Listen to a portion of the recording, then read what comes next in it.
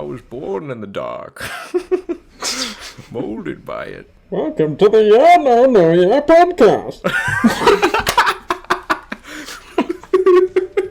That was too perfect. Oh, we're giving it to you, the people.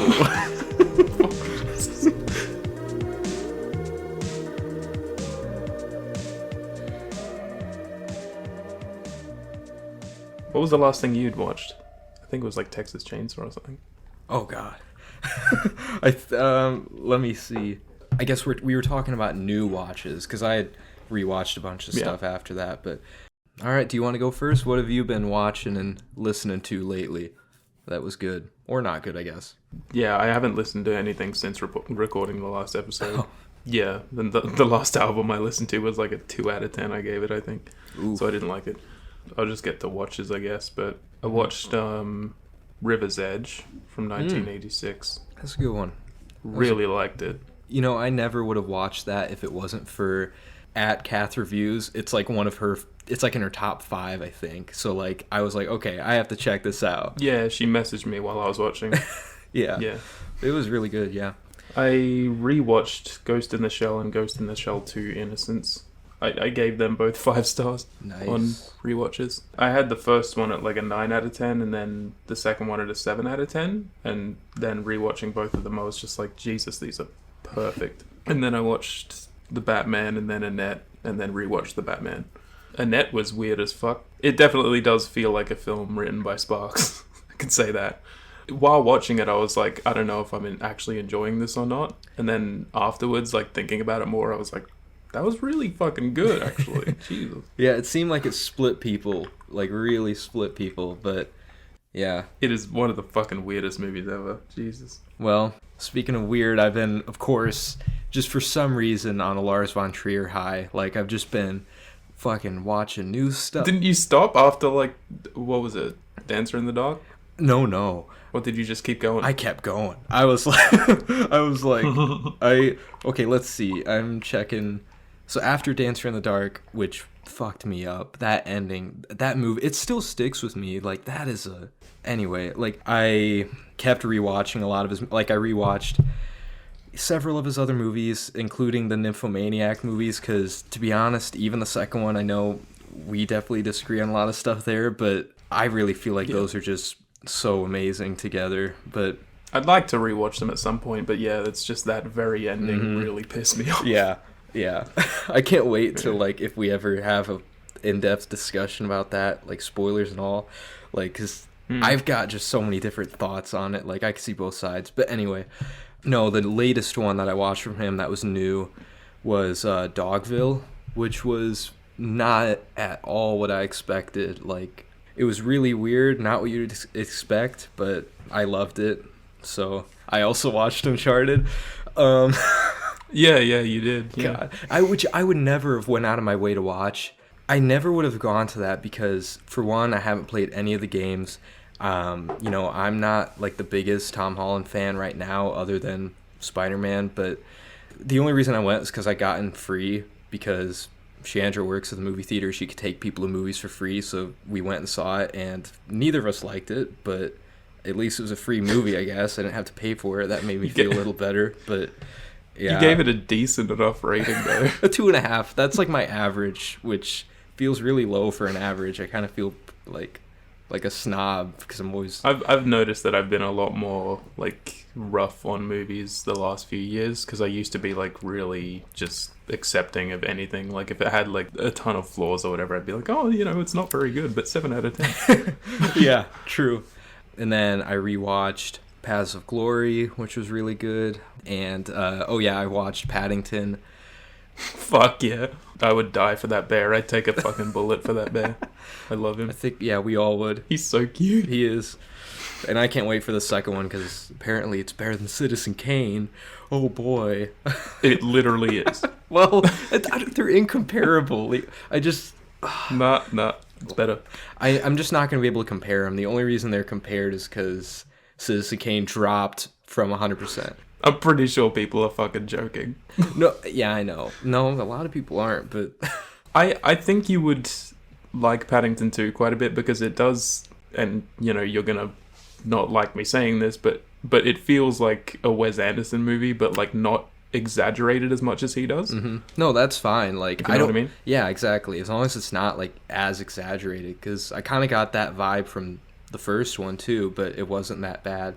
So the second is a lot better, but I love them both very much. Yeah. Oh, and then of course, this wasn't the latest thing I rewatched, but it is what we were talking about today, and I can't wait because I loved it, and I know you liked it a lot too. It was the Batman. 9 out of 10, near perfect, like with some little issues here and there, but man, it did exceed my expectations. It honestly did. I haven't given it a score yet or reviewed it or anything like that, but I'm around the same rating as you, I think. Mm-hmm. But I'm keen to know like what your negatives are with it compared to mine. I don't know. I was wanting to rewatch it before this discussion because I knew you did, but I didn't get the chance to yet. But it's still very fresh in my mind. The problem with me like seeing it the first time was it was sort of another day like yesterday where I was up for like 21, probably even more than 21 hours. I think it was actually around 25 hours I was up. Holy. Like, but that was like by the time I actually got to bed.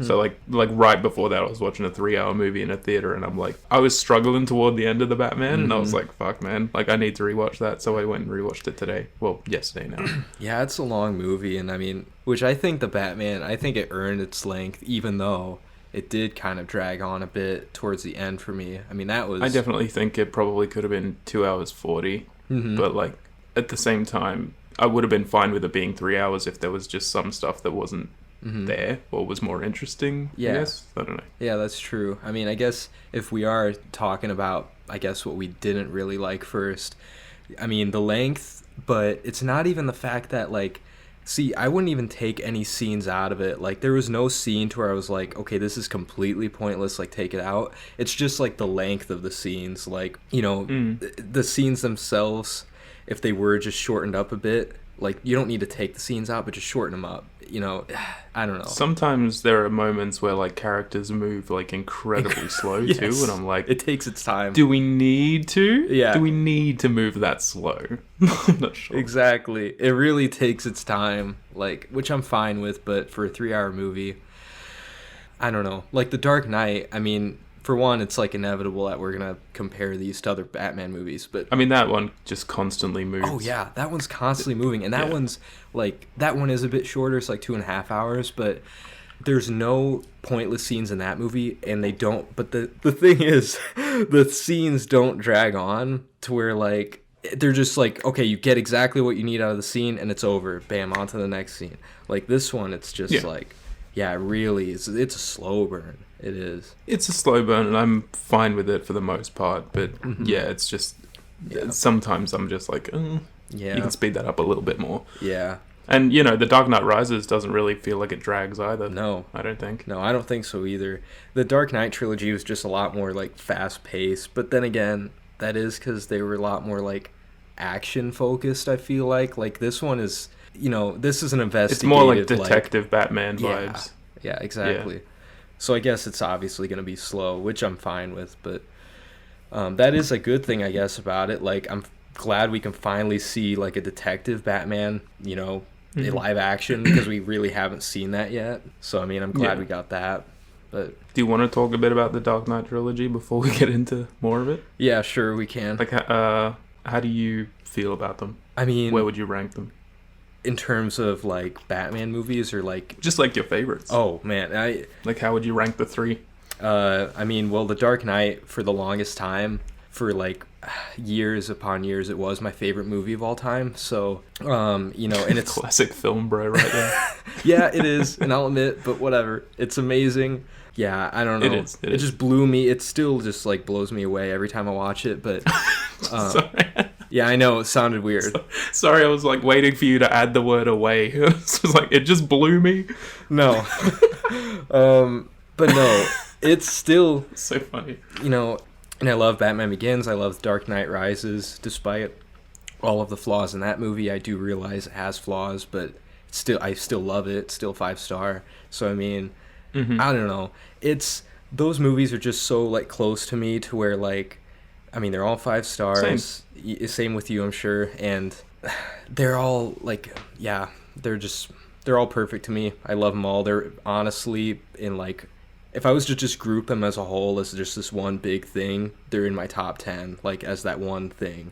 So yeah, I knew this wouldn't surpass it. Like I knew the Batman would never surpass at least the Dark Knight for me, but no, I mean that's way too high of a bar to set for me. It really is. I guess, yeah. Yeah. I sort of would probably go like at the bottom Batman Begins and then The Dark Knight and then The Dark Knight Rises. Oh, that's your favorite? It is, yeah. And even though it's like, it is objectively probably the most flawed one, but it sort of is more just like a personal preference, I suppose, because like I never saw The Dark Knight or Batman Begins in theaters. I only saw The Dark Knight Rises in theaters, and like when I saw it, I was just like blown away by everything that went on. Like the entire section, like on the football field and shit. Like I was like, my fucking mind is blown right now. Yeah. Like what is going on? It's That crazy. makes sense. Yeah. And I love Bane. Oh, Bane I know. He's great. He's great. Like people don't. He's a fucking beast. I think literally even Christopher Nolan himself said, like, I don't know how long ago this was, but he said that like people still have yet to like come around and truly appreciate Tom Hardy's performance, or like fully appreciate like how good like it's gonna be seen as a great performance, but it hasn't been yet, just because it's been so like memed and so like, you know, oh, I'm gonna imitate his voice. I guess, yeah. But no, he was amazing. He really was. Like, Yeah, he was.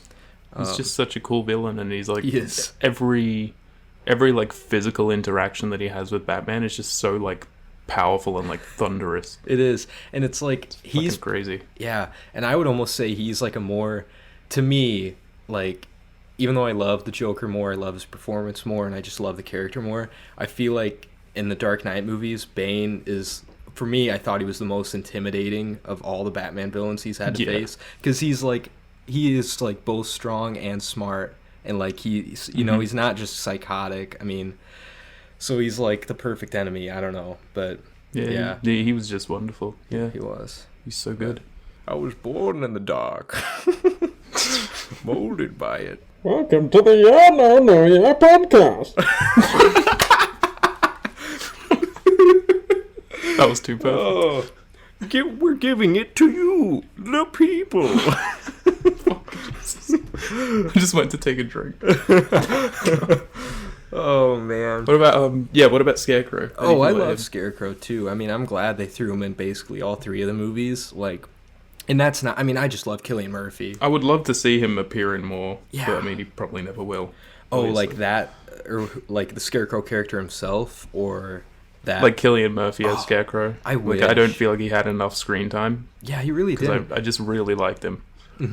I think, well, for the Batman Begins, he definitely was a significant part, but for the Dark Knight, you know, they kind of like threw him away in one scene. Dark Knight Rises kind of threw him away in one scene. So I mean, I'm just glad he showed up throughout him. But yeah, Death by exile. yeah, He's the best. he is the best. Oh, Cillian Murphy is the best. But I mean, if we get another Scarecrow in like this new universe, then that would be cool too.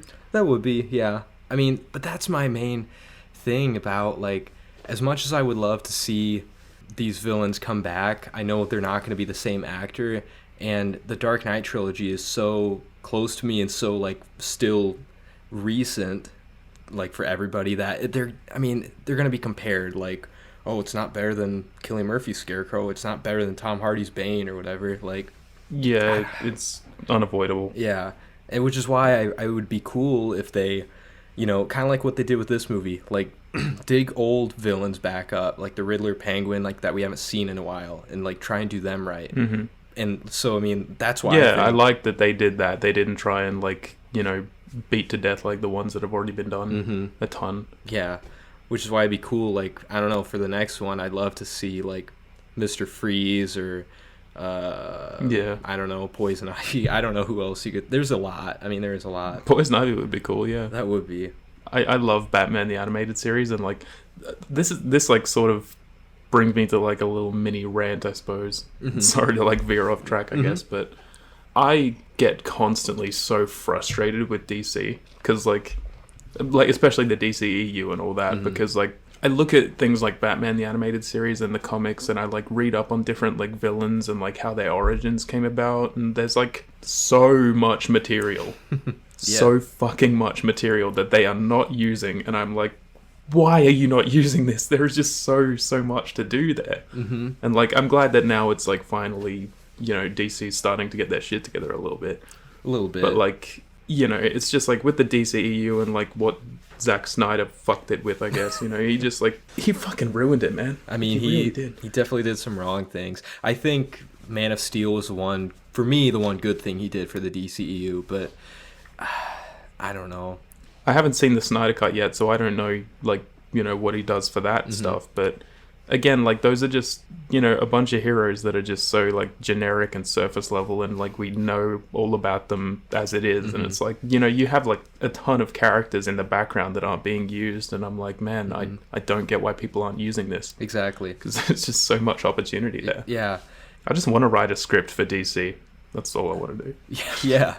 I mean, the only thing I'll say about the Snyder Cut is that I'm not the biggest Zack Snyder fan either. I love some stuff and I hate some stuff, but on my second watch, I really enjoyed it a lot more, and I do think you watched it twice. Yeah, I did because fuck me. I know. How? I don't know why.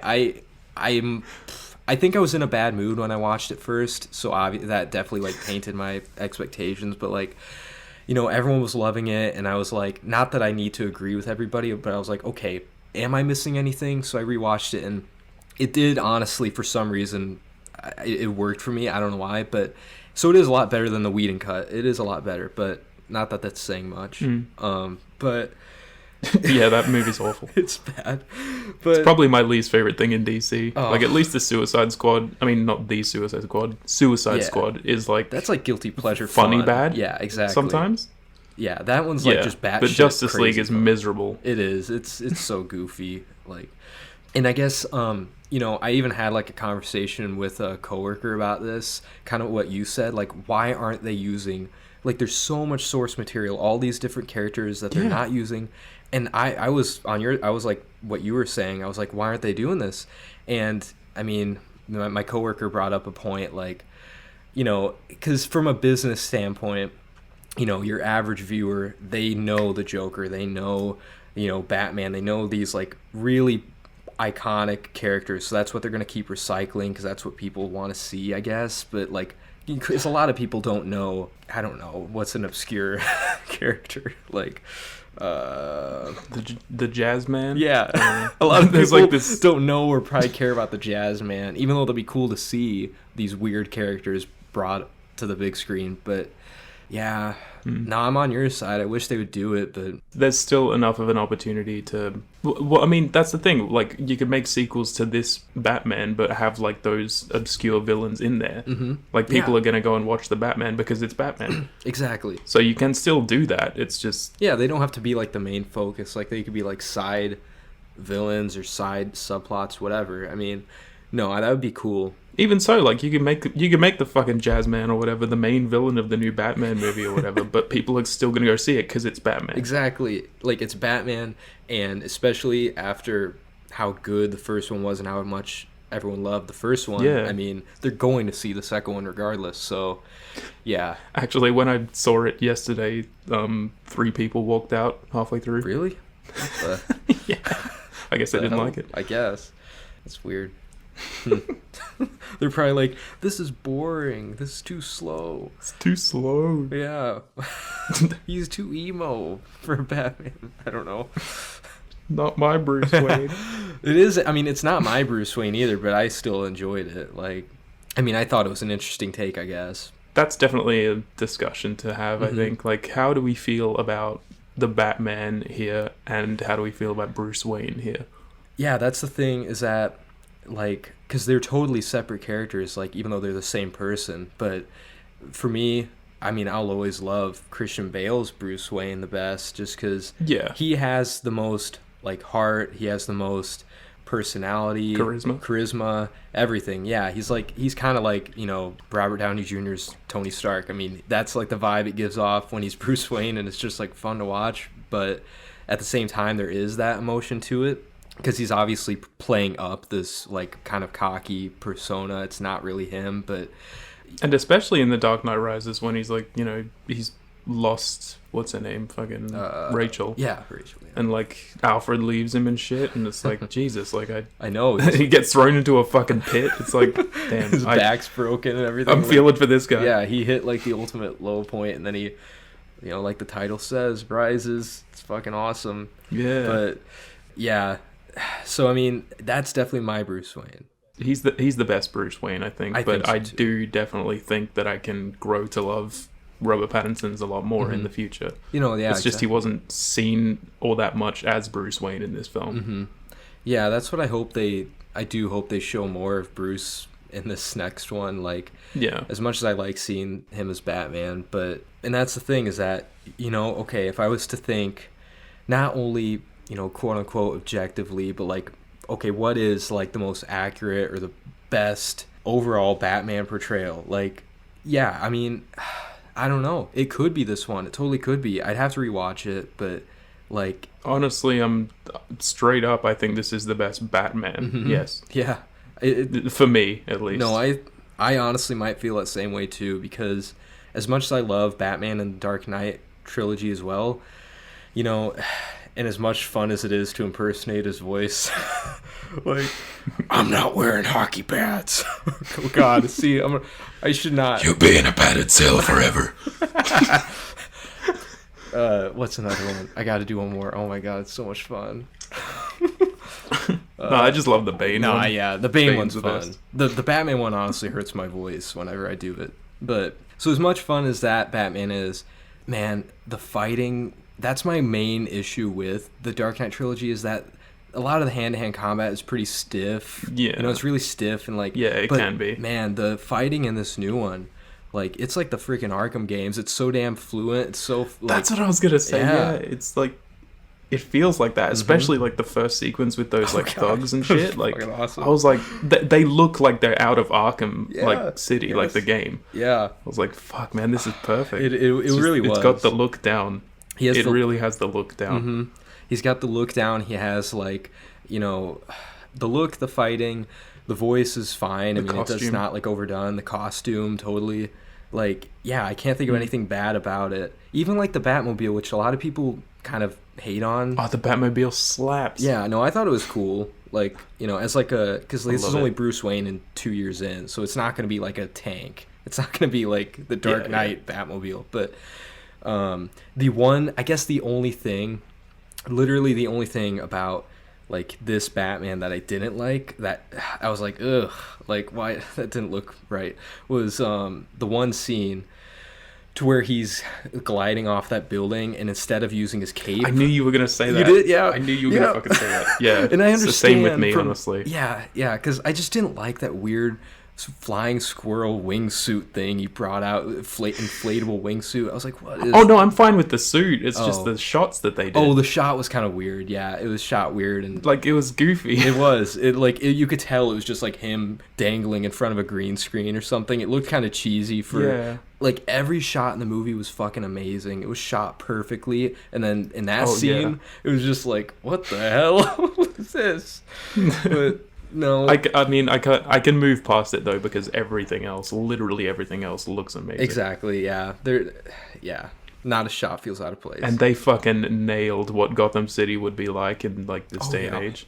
Yeah. Like, it looks so cool. Mm-hmm. It does. And that's the thing, compared to the Gotham City and the Dark Knight trilogy. Like, I like that too. And to be honest, the Dark Knight trilogy, it just feels like it has like, there's like a greater, for me it feels like there's a greater scope, like a grander scope to the Dark Knight movies as opposed to this. But I mean, then again, you could tell it was just shot in Chicago, just in some city in Dark Knight. Like, so it's not like it made to look like Gotham like here. So I liked that about this too. But I do like that they utilized like a lot of nighttime scenes, like, because the majority felt like it was just night, and you know, with the Dark Knight trilogy, there's plenty of day scenes. Oh yeah. Whereas this just felt like incredibly gloomy and like dark as fuck, and it felt like playing the Arkham games. It did. Yeah, it really did, because Gotham isn't like... It's supposed to be this kind of like shitty place. Yeah. But in the Dark Knight movies, I guess when it's daytime, it looks like a pristine city. So yeah, that's one thing this definitely has over those movies. is like, yeah, that's what I even said in like my review coming off. It was like, this is not only probably the best Batman portrayal, but the best Gotham portrayal, like for sure. Yeah, It just is. But no doubt. Christian Bale is probably, he's still my Bruce Wayne, but this could be my Batman, I guess. I don't know. I never thought I'd say that. But Yeah, this is my Batman for sure. yeah. He just works really well. No, he The does. suit is fantastic. His mannerisms are just perfect. Like everything feels like Batman. It really does. It does. And that's where it comes in when it comes to his Bruce Wayne, like Robert Pattinson's Bruce Wayne.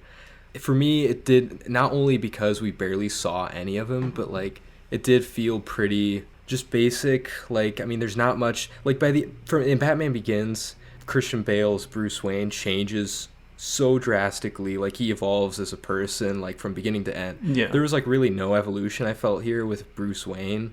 Like I didn't really, other than like Selena Kyle and their relationship, but I am fine with that because I think there's like, room to grow it in the future, and I hope that they will, but it's just, I don't know, right now I'm fine with the way that Bruce Wayne is, but he's in no way better than Christian Bale or anything like that.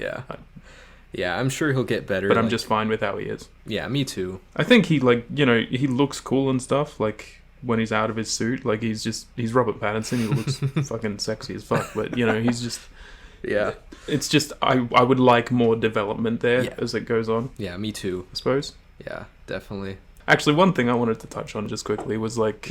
Look, this is coming from, like, the horniest person in the world. Oh, God. Can they, like, put the, like, sexual advertising down, like, a little bit? Because, like... Yeah.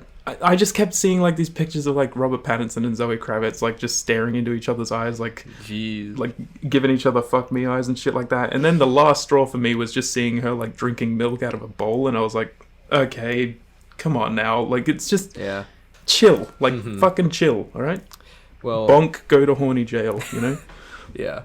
Well, first of all, horniest person in the world... Is that a challenge? Yeah, that's a challenge. No, we don't have to get into that. But no. Like... No, but it's like... Yeah. It was just a little bit much, I feel, like, for what the movie actually is. I mean... I really can't speak on it because, to be honest, I did not see... I just avoided all of that stuff, I guess. It didn't cross my radar. Have you not seen those Zoe Kravitz pictures? No, I haven't. I mean... I'm sending it to you right now. Give me a minute. All right. You need to see this because it's like... It's just... It Yeah. has nothing to do with the movie at all, and it's just too far. It's like, why? Yeah. Like, kids might watch this. Chill. Oh, they were in my theater, like little kids, and I'm like, this isn't like a superhero movie you'd bring your kid to, though, to be honest. I know it's PG-13, but it's not like a fun, I guess. super. Well, it's not no, like I went and saw it with my cousins. Oh, and they're yeah, like I mean, 14 and 16. And it depends on the kid. And those are, to be honest, that's not even the age I'm talking about. Like, I'm talking about, like, these were, like, little, like, 10 and under, like, I don't know. They were very young. And I was just like, are they even, like, comprehending what's going on? They're probably like, where's the action? But I don't know. I sent it on Instagram. Let's see. There's like a few you can go through if you want. Oh, jeez. Yeah. What the fuck? These are actually It's like chill. Just like, chill. Wait, what the? Oh, God. I mean, I guess it's not like promo. It's just like... No, but I don't still. know, it's like, yeah, that's weird. Yeah, this is like too much. It's just a bit far. Like, I don't really get it. Yeah, this is very... What's the point? This is too far. Like, I get it. Like, you have these two young, really attractive people, and they're trying to, like, show it off, but, like, still, it's like, I don't know. That is really weird. And the characters have chemistry in the movie and all. That's fine. Yeah. Which I'm glad, and I'm glad that was, like, the perfect amount in the movie, their relationship. I didn't think it was underdone, but I didn't think it was overdone either. Like, for me, I thought it was done fine. Yeah, like, it was perfectly fine. Because I was worried that would weigh the movie down, but it didn't. I do definitely want to talk more about, like, the performances themselves. Like, Robert Pattinson and Zoe Kravitz were fantastic. Yeah, oh yeah. They were great. Like, even, like, Jeffrey Wright, Commissioner Gordon, he was great. Oh, don't get me started on Jeffrey Wright. He's perfect. Oh, he was great, yeah. I mean, and, you know, this is, like I said, it's inevitable to compare them, but, I mean, for me, similar to Alfred, like how you can never replace Michael Caine's Alfred, for me, I just can't have Gary Oldman's Commissioner Gordon replaced. For me, he's perfect as Commissioner Gordon, too. But I do agree with Alfred. I do think that Michael Caine probably can't be beaten, but Jeffrey Wright, he's damn near close for me. Like, he's fucking great here, I think. I think that could be because, I mean, we see a ton of him in this movie. Like, he's probably in this more, like, this Commissioner Gordon is in this movie more than maybe, like, Gary Oldman was in any of the Batman movies. I don't know, but, or maybe not, I don't know. But, so, I mean, we see a lot of him, and, no, he was great. But he's in it a lot, yeah. But I definitely have to rewatch, I guess, to, if I was to really say which I like better, which is better, but... Yeah, I mean... I just really thought his whole energy towards it was just perfect. Like, he fucking nails it for me. I mean, especially when he's, like, screaming in the Penguin's face, like, open your eyes! Yeah. But I'll always love, like, Gary Oldman's Commissioner Gordon, how he's, like... He, like, basically faked his death, and then he came back and captured the Joker, and he's like, we got you son of a bitch. It's like, fuck yeah. Like, yeah. So, I mean, they're both badass. Awesome. They're both badass, like, Commissioner Gordons for sure, but... Yeah, definitely. Yeah. I think right now I'm sort of just preferring Jeffrey Wright because I'm coming off the high of the Batman, but, like... But also just because lately I've really been loving Jeffrey Wright. Like, I just think he's a super underrated actor, and he's fucking great. Yeah. Like, even in, like, the French Dispatch and shit, where he was in it for, like, the last section, I was like, this guy's so fucking good. I love him. Yeah, he was good in that, and I also damn it. like him in Westworld, which I've only seen the first season, but he was good in that too. I still need to watch that. Ah, it's great. Well, the first season is, at least, but yeah. I love when Batman punches him in the face. That was awesome. Oh, yeah. And then he, like, goes up and he's just like, you could have pulled that punch, and he's like, I did. Yeah. That's what, I guess... such a fucking badass line. Yeah. Which I guess that does make him a bit more of a compelling, like, Commissioner Gordon, just in the fact that, like, in the Dark Knight movies, the police force didn't hate Batman as much as the police force hates this Batman in the new one. Like, all of them just are like, why is he here? Like, what the fuck? Like, why are you protecting this guy? So, like, Commissioner Gordon is, like, so, like, on his own. Like, he's the one guy on his side. So he's like, stuck in between Batman and the police force. So, yeah, I mean... So, yeah, he's obviously dealing with a lot of shit, and so he pulled it off really I think, well. like, honestly, the romance was stronger with Batman and Commissioner Gordon than it was with him and Selina. Like, they just have such a good bromance. Yeah, I guess. Yeah. They were together a lot. And I love how, like, Jeffrey Wright was always just calling him, like, man. Like, he's like, I don't even know you, man. Yeah. That was funny. Because, yeah, they don't really like, have... it's just like, it's just like bros being bros. It Like, is. I was like, these guys are such a good just tracking combo. down a serial killer together. Yeah. Just guys being guys, right? One of the best bits of comedy in the movie was the thumb drive thing. Oh, I love yeah, that. yeah. I liked how subtle the comedy was. Like, yeah, I laughed at that. Yeah. But it's like dark humor, obviously. But, yeah. There were definitely good bits of comedy in there. yeah, it was like the perfect amount, yeah. Speaking of which, I think, like, currently, like, I honestly think my favorite actual, like, performance in this movie is the Penguin. Oh, man. I couldn't believe it when I, like, saw his, like, face, like the first time he shows up. I was just like, I literally, like, turned to my cousins and, like, I pulled up Google on my phone and I was like, this is what this guy looks like in real life. Look at Colin Farrell. Yeah. And they were like, holy shit. Yeah. Like, he just looks perfect for Penguin. Yeah, in terms... Oh my God. I'll agree in terms of the look, like, he was unrecognizable. Like, if I didn't know that was Colin Farrell, I literally Nailed would the not look, know. yeah. I would not have known. But I do kind of disagree, is that... I mean, okay, his performance was very good. It really was, but at times...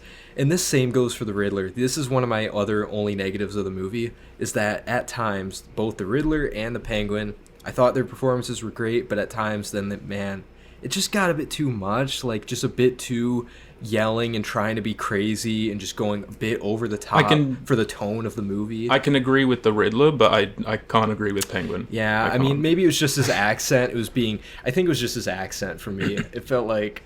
Hey, what's going on here? I've got a Brooklyn accent. Like, I just thought he was perfect in every way. Yeah, like, I could goddamn, totally he think just differently on nailed it. rewatch. I could. It's just little Like when they're moments. fucking grilling him after the car chase and shit, and he's like, You guys don't know the difference between L and La? Oh yeah.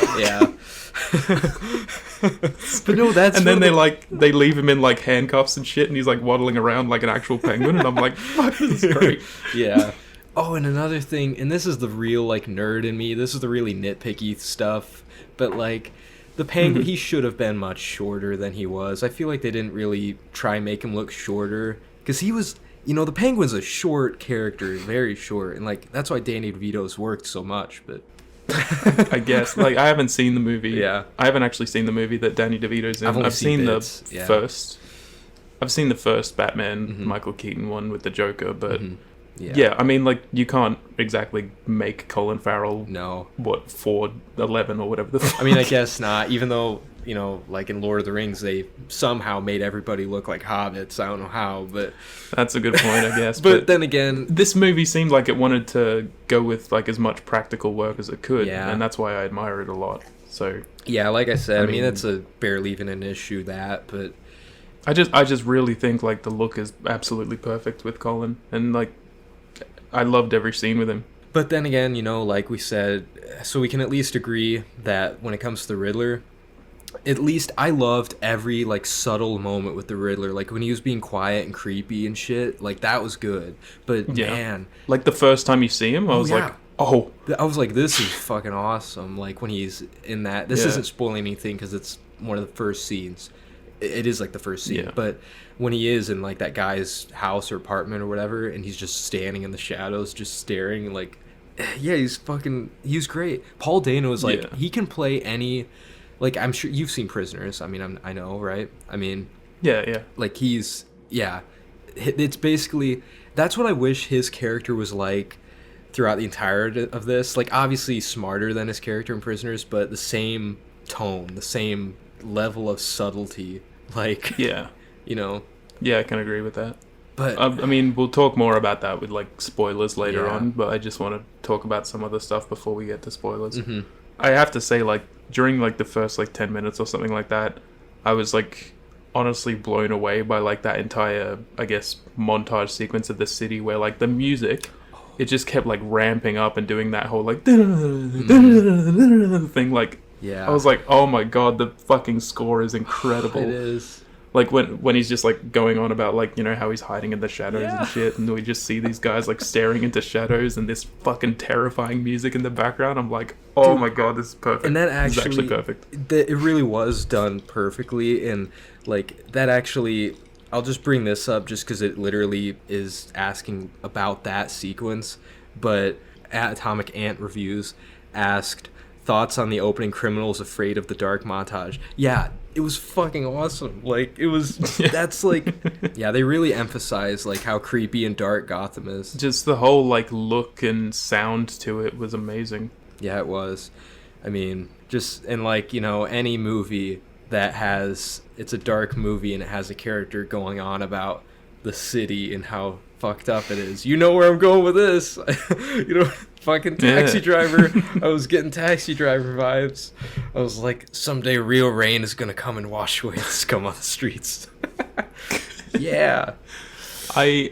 That's the thing. Like, a lot of people have been, posting that meme, I guess, where it's like, hey, join us. Like, with the Dude, Batman. And I'm saying he could totally be But one of those. I have to say, like, I think even though he is a bit of a he's literally me character, I think the Riddler is more that. Yeah, he definitely is. I mean, and I'll get into why later with spoilers, but yeah. And that's another thing, and I guess it does kind of get into spoilers talking about certain aspects of the Riddler's character. So do you want to just say that now and get it out of the way? So, all right. So a ton of people have been seeing the movie by now. So now we're gonna get into spoilers.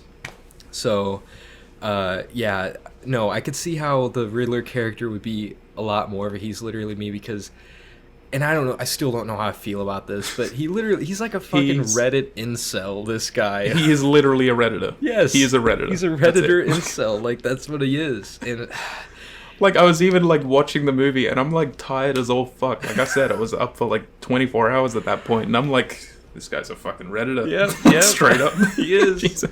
They made the Riddler Redditor. Riddler the Redditor. Yeah. Jesus. Yeah. But I do have a bit of a problem with that, I guess, because he just, I don't know, there's a lot I didn't like about, like, you know, the whole fact that he was posting online and shit like that, and he had like a whole following and all that shit. I thought that was kind of cheesy. It's just a bit much, but like I do definitely like, you know, how it ends with him in the jail cell, and like the fact that he actually thought that Batman was like on his side the entire time. Like that was actually like an interesting character standpoint, I think. That was an interesting standpoint, and like how, but I don't know. I mean, okay, admittedly, like I did read a ton of Batman comics a while back, but I mean, I don't know a ton about like the Riddler's character and his motivations in the comics, but I mean, me neither. But from what I know, I thought that the Riddler was like, I mean, he's this like really highly intelligent guy that just wants to prove that he's like smarter than Batman. I didn't know he was this like, obviously in the comics he's not a fucking Redditor like rallying these people, I'm sure. But like, just how he's this, he literally, it was too similar, not his performance, but his character and his motivations were way too similar to me to Heath Ledger's Joker, and the fact that he's a crazy anarchist who's filming himself and he's showing up on the news and he's blowing shit up, and it was way too like similar in that regard. And I mean, it felt like sort of paying homage to the whole like Heath Ledger thing when he's like on the news and he's got that guy in like the trap and shit. Yeah, but they kept doing it and they kept doing it. Like it felt like he was gonna start going like, you know, fucking yeah. Like, I don't know, what's the line from Look that? at me! Look how crazy Batman's made Gotham! Yeah. Wait, oh yeah, oh man, it was so good. Like Heath Ledger did that perfectly, but when Paul Dano does it, I just can't take it as seriously. It's like watching a child try and do it, like just freak out and throw a tantrum. What I did really like though was like, honestly, it's one of my favorite scenes in the entire film. The memorial scene. Oh yeah, that was a great sequence. That was fucking incredible. Yeah, that was tense. That was great.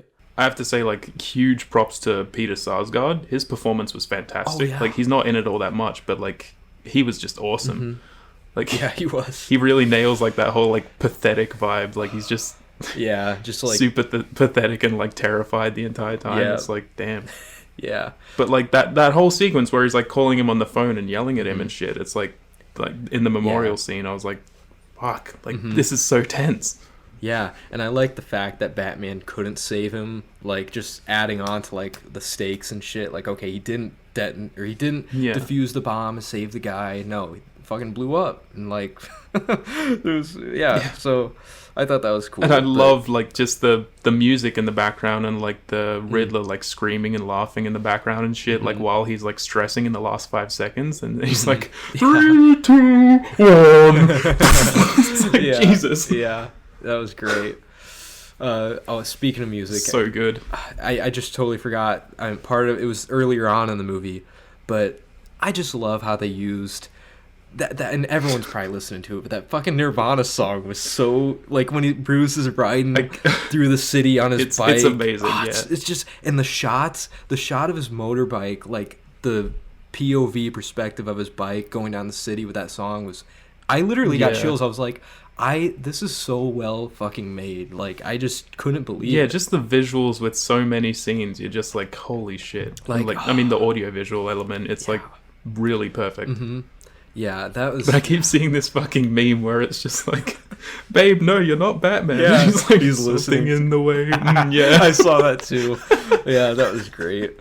I'll admit, I put that song on repeat when I left the theater. I totally did, and I was driving around like, just, you know, when you leave a movie and adopt the character's personality. I am vengeance. Quinn is vengeance. Yeah, that was great though. But no, I mean, I guess back to the Riddler, like, yeah, I mean, I just wish that the homages, if that's what they were, weren't so, like, apparent, weren't so consistent throughout. Like, I wish it didn't really feel like, it feels like his own character, but at the same time, it's just a lot of the stuff was too similar to him. There are, like, character and story things with him where it's like, I don't really agree with it, and I don't think it's, like, all that well done. But I think, like, you know, everything with the look and the acting and all that shit, like, all of it just really is nailed perfectly. Like, I really love the Riddler, but it's just some of the motivations and shit like that, it's like, Yeah. right. Yeah. The motivations were kind of generic, to be honest. Like, oh, fighting against the corrupt or the power, fight the power. Like, I don't know. Just, I don't know. But then again, It's like, okay, we're gonna do that by like, flooding the city. Yeah, Cool. Okay. yeah, yeah. And it's like, and I feel like the Riddler. I do definitely. I really love that sequence where the vans are blowing up and he's just like going boom in the window Yeah. like that. Like that was fucking Yeah. cool. Yeah. I'm like, yeah, he's having a good time. Yeah. And I wish, as much as cool as it was to see stuff like that, and also, but that's the thing is that, like, I feel like the whole riddle aspect of his character was so barely even there. Like, there was, like, in the investigative scenes, it's like, okay, solve this. I kind of wish that there was a bit more of that, or at least more memorable scenes involving that. I mean, he's literally the Riddler. Like, I forget what character he's playing sometimes. At times, it feels like he's just a generic anarchist. I would have liked if there were more like physical clues rather than like Fucking dead constant body. online shit or Yeah. what. No, I mean the dead body was like a cool part of it, I Yeah. think, but like I would rather it wasn't just like constant dead bodies or anything like that. And like with the when he was like typing to him like online or whatever, I was like, could have been done better, maybe. Like there could have been like things that would make it feel like the Riddler a bit more, but I guess it is like sort of a Riddler for like modern day, so it would probably be a bit more like that. Yeah, exactly. Which is fine, but it's just, you do definitely want a bit more of like that character's signature traits, I guess. Yeah, you do. I just wish they really emphasized the riddle part more of him. I don't know. Like, Yeah. the thumb drive. Okay, was that a riddle? I don't even know. I can't remember, but Well, yeah, because Yeah. it tells him to drive. oh yeah, And then he goes yeah, to the car. of course. Yeah. But that one scene to where they catch him, like where they find him in the diner. For one, I love that scene, but I wish like when he turns over and he's so like soft spoken and just creepy. It literally reminded me of his character in Prisoners, like in that scene specifically. Yeah, And I mean, was like, even the shot, like from outside the Yeah. diner, I was Yeah. like, this looks like Prisoners. This fucking yeah. And I was like, why can't his character be like that the entire time? Like, to me, that's more intimidating. A really creepy, eerie, just soft-spoken, always calm character. Like, not because he's so often throughout the movie. The problem with him is that he feels creepy on like the surface level and stuff, but then you like start to see him more like in the end and all that, and Yeah. it's like it feels like he's putting on this facade. It feels like he's not actually that mentally damaged to where he needs to do this stuff. Yeah. And it's like, why don't you just act normal then?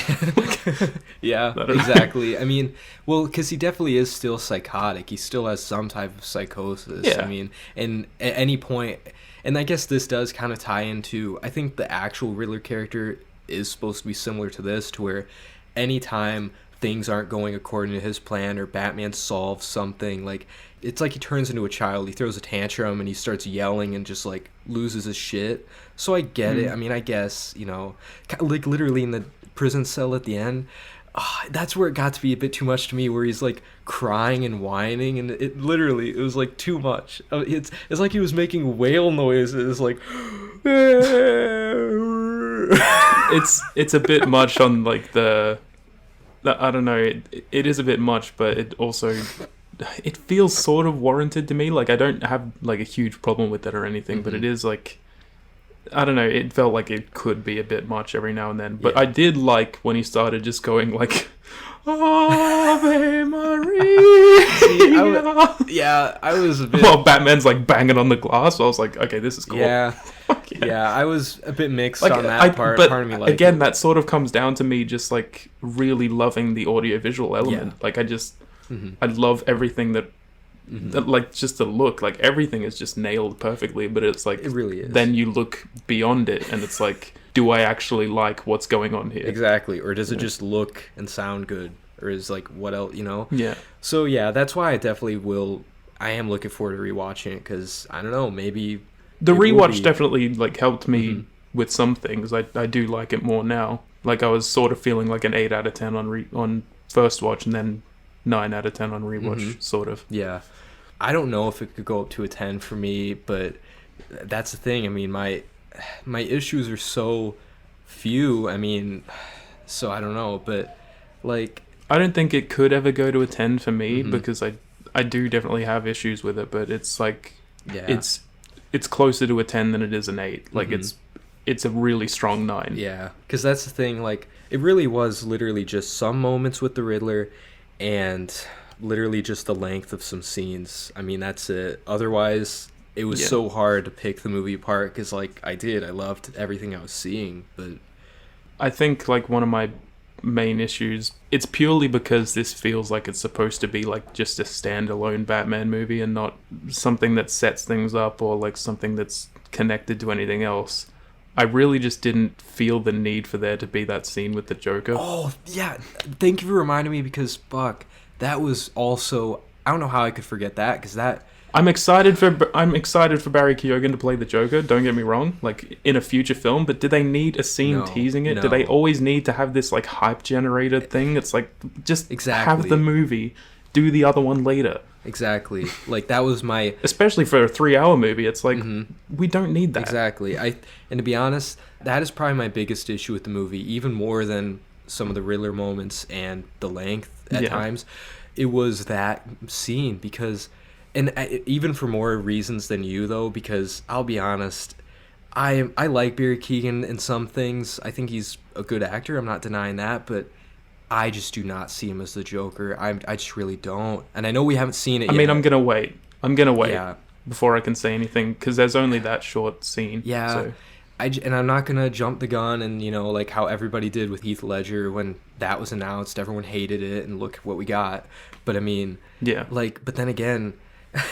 just from the little... He does look like, from what we saw of him, he looks really similar to the Arkham City one. Yeah, I mean, his face was pretty fucked up. And... Like the shorter hair and, like, the actual, like, it looks like his smile is, like, ripped up and shit. It's like, he looks fucking insane, but, like, I like the look and everything, but we didn't need that in there. No, you didn't. It felt like some, like, really contractually obligated, like, business thing where, like, okay, well, you know, we need to tease the next fucking Joker. I mean... So yeah, that kind of took me out of it. I was like, really? This feels like some, nothing against Marvel, but it feels like some Marvel shit to where like, it felt like an after credits scene, you know, thrown in the movie. And I was like, it has nothing to do with the rest of the movie. So why is it in there? Like, and again, that's why I like Joker so much, because that's a movie where it didn't try to tease anything else. It just was its own thing. Yeah. So I guess I understand, you know, like this obviously...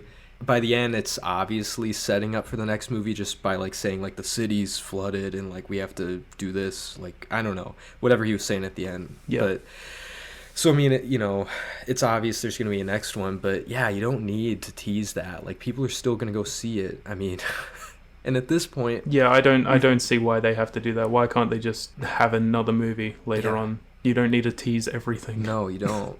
You don't. So that definitely took me out of it. It's so irritating that that's like a constant thing that happens now. Like, it's just sometimes you just want one of these like superhero movies to just be its own thing. Yeah, me too. You know? Yeah. I mean, and it felt like it was that up until that moment. I was like, everything is just working perfectly. I can't wait for the next one whenever it is. But like, then they have to bring that in there, and it's like, okay, why? Yeah, exactly. Why? And now that we're talking about it, the more I think about it, like, that honestly is, if that scene was taken out of the movie, then maybe it'd be a 10 for me. But since that scene's always going to be in there, I don't know if this will ever be a 10. Yeah, maybe I could overlook flaws with that shit. Yeah. Like, Riddler's performance can grow on me. Like, the length I can deal with, but just that, and, like, how I feel about Barry Keoghan being the Joker, like, it'll never be a 10, probably, which sucks, but it's still an amazing movie. It's still just one moment that kind of ruined a lot of it for me. But like, I mean, I've said before, like, the strengths that it has are just extremely strong. Yeah, which is why when something's not strong, it really sticks out like a sore thumb, like that scene. Yeah. Because literally everything up until that point was just so perfect, so, like, meticulous and, like, okay, needed. But you're right, that is literally the one scene you could take out of the movie and nothing would really change. Nothing would change. Like, so, man, that's unfortunate. Why they had to stick that in there. It is unfortunate. But, oh, well, I mean... Let's talk about Carmine Falcone. Did we like him? Oh, yeah, I forgot about him. Forgot about him. Love John Turturro. I mean, I liked him. He was... I liked everything about him, like his performance, but to me, Carmine Falcone, I guess in comparison, obviously, to all the other Batman villains, he kind of just seems a bit boring to me as a villain. I mean, but that's just 'cause, Well, he's not meant to be like No. super interesting or anything like that. Yeah. He's just kind of a generic mob boss. he's sort of just that like puppeteer in the background, Yeah. like running a lot of shit. But he's really good when he has his scenes. Like I fucking loved that one sequence, like where he was being arrested and shit, and he just like turns back to Penguin and he's like, "Oh, so you're a big man now, are you?" He's like, "Maybe I am." Yeah. I liked how there was that conflict between some of the villains. I thought that was cool. And yeah, you definitely need, I guess, that character in there for a lot of it, obviously, for Selena Kyle's like development and her character, because like that's her own little story right there, like the shit tied to him. So yeah, he was great. Like, I mean, his performance out of the villains, like his performance never felt off to me at any point. So I mean, I can say that. Yeah, but, he's very good. Yeah. I have one thing, and it's something that I've been like really thinking about quite a bit. I've like racked my brain trying to think of any kind of comparison that meets it, but I really can't. I think this is single-handedly the most exciting car chase I've ever seen. Oh really? Yeah. Like, I was fucking exhilarated. Like, I was just like gripping my seat, and I was like, "Holy shit!" I nearly wanted to fucking scream when, like, right when you hear the Batmobile start up. I just went, yeah, "Fuck!" Yeah, like it gives you so many chills and shit, and like, and that one like sequence. I mean, not sequence, like that one bit at the end of the car chase where like you see the Batman like silhouette come out from behind like the fire and shit. I was like, this is fucking incredible. Yeah, oh my it was God. great. I feel like I'll probably appreciate that way more, like you, on rewatch probably, just because, I mean, when I first watched it, I thought it was really good, but whenever it comes to car chase scenes in movies, I don't know why those are always the scenes where I'm like, oh, it's a car chase, okay. Like, so I probably wasn't this fully... This one like, had me going. Yeah, no, I mean, it was... I liked how his car, like, came out of the fire and shit, like, after it went off that ramp, and then... I had one of those, like, moments where you just, like, you get, like, a huge, like, shot of, like, goosebumps, like, up your body and shit like that, when he's, like, about to, like, hit, like, the truck that's, like, crashing and shit, and it, like, turns it into a ramp. Oh, yeah. And I was like... Yeah. I was like... Yeah, that was cool. Fuck! Jesus, like, it just looked so good. It was perfect. I was like, oh my God, how did they even do this? Like, it's so exhilarating. Like, the entire time. It was great. I don't know, I really hope that you, like, notice that more yeah. on rewatch, because it's fucking I probably amazing. Will. I'm sure I will. If I had to say, though, my favorite car chase in any movie ever, the one that always sticks out to me is that, I don't know how many people have seen it, but it's one of William Friedkin's first movies, The French Connection. It's known to be one of the most infamous car chases in movies because they were only supposed to have the car chase for a few blocks that they, like, sectioned off for the movie, but William Friedkin was so crazy that, like, they just kept going, and they were going into real traffic in real fucking civilian areas and filming it and almost hitting people, and it's like that. Fuck. Looking back, that was like such a terrible thing to do, but just knowing that and watching the movie, if you ever watch that movie, or even if you just look up the car chase, like, it's just knowing that in the background. I do want to watch it. Yeah, it's intense, because, like, you really know, like, holy shit, some of these are real fucking, like, unaware people, and they're just speeding through. But anyway, so that's probably my favorite. But no, this one was great too. It really was. I mean, there are plenty of other car chases that I could name off and stuff like that, but this one was the most exciting for me. Like, I just got so excited. What about the Nightcrawler car chase? The Nightcrawler. Oh yeah, that's a great one. Fucking too. amazing. Obviously, one of the best ones for me was like the one at the end of the Bourne Supremacy. I don't know if you've seen that. I have, but it's been forever, so I don't remember. But there was one that was like, it sort of like ended in a tunnel. I remember that, but like it was like so fucking good. Yeah. Some of the car chases in those movies are great. Oh, yeah. Those are some of my favorite action movies ever. I love those movies. They're great. I love them too. Yeah. No, that was a great car chase for sure. I'm sure I'll appreciate it more on rewatch, but honestly, like, I keep wanting to rewatch this movie again. Like, I literally really like it. Yeah, the next day, I was ready to watch it again. I don't know why. Like, yeah. And I remember everything from the movie, so, like, I didn't have to, but I wanted to, so. Yeah, it's just one of those movies. It's like, it has so many strengths, and it's just really enjoyable. Yeah. Like I said, near perfect. And stylish. Like, and stylish, yeah. Like it really looks amazing. I think it is one of those movies that like it borrows from like a ton of other like Batman inspirations, I suppose. Like it feels like there are sequences in this that feel similar to the comics, the Batman the animated series, the Dark Knight trilogy, the fucking Batman v Superman shit. Like there's the Arkham games. It feels like there's so much stuff like utilized here really well. So it feels like it can appease like any fan that goes into it. Yeah, it really does. Like, and another thing, because that just reminded me, like the most apparent inspiration or homage or whatever taken was the club scene where there's like strobe lights and club music. Yeah. It was so like close to the Dark Knight club scene, and I was like almost too close to where I was thinking that right away. Yeah, I mean almost not. I don't want to say like, I don't know, like when because at the end of the Dark Knight club scene he like gets up to Falcone and has like his fist out, and then at the end of this one he goes up to the Penguin and has his fist out. So it was like almost shot for almost not shot for shot, but you know what I mean. But no, it's similar. It didn't like bother me. It was cool, but it's definitely obvious. I mean, this is taking from a ton of stuff. I mean, yeah, but it still manages to be its own thing for sure. It's just got so many fucking good moments. Yeah, it does. I think they honestly nailed Catwoman. I really think they did. Yeah, she was great. I mean, like she just looks the part so perfectly. She really does. And I honestly liked Anne Hathaway's Catwoman a lot too. But yeah, like for me, like even like the scene in the intro scene in The Dark Knight Rises, to where, well, not the intro scene, but when you first really see Catwoman and she's pretending to be like a waitress or somebody at that party, and then she sneaks up to Bruce Wayne's vault, gets the pearls, and then like just the music and the way she like gets out of the window, I was like, that is Catwoman. Oh yeah, the score in that is like, so good. Yeah. And so I love her Catwoman. But you have that here as well, like when he's watching her in the apartment and she crawls out the window, and then there's that like that keyboard thing. Yeah. Like it's the same tone again, and it's like, damn, this feels like Catwoman. Yeah, and I love her, like, I don't know if it's like her theme music or whatever, but like the music to where like she's leaving her place on like the bike. It's like, I'm sure you know what I'm talking about. It's like, yeah. yeah, something like that. Yeah, I thought that was really cool.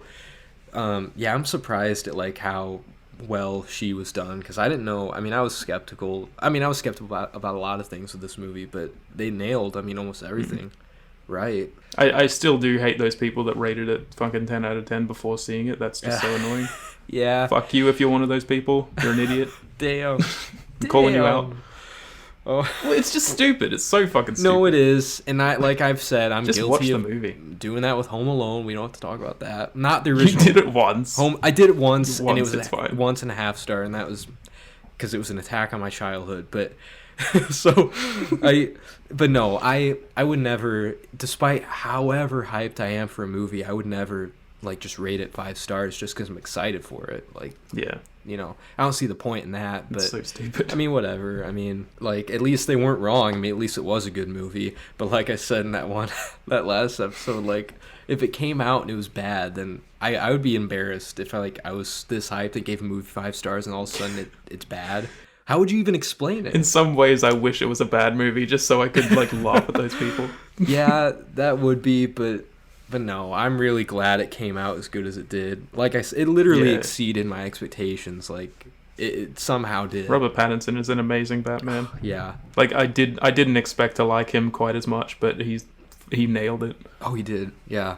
He was, like, I forgot that I was watching Robert Pattinson when he was in the bat suit. I really did. Yeah. Like, and so it's crazy. I hope at this point people are sold on Robert Pattinson. Like, you have to be. Like, he's no longer just the guy from Twilight. Surely. Like, we've gotten fucking Good Time, The Lighthouse, fucking Batman, even Tenet, which his performance was nothing special, but he was still good in it. Like, so a lot of things.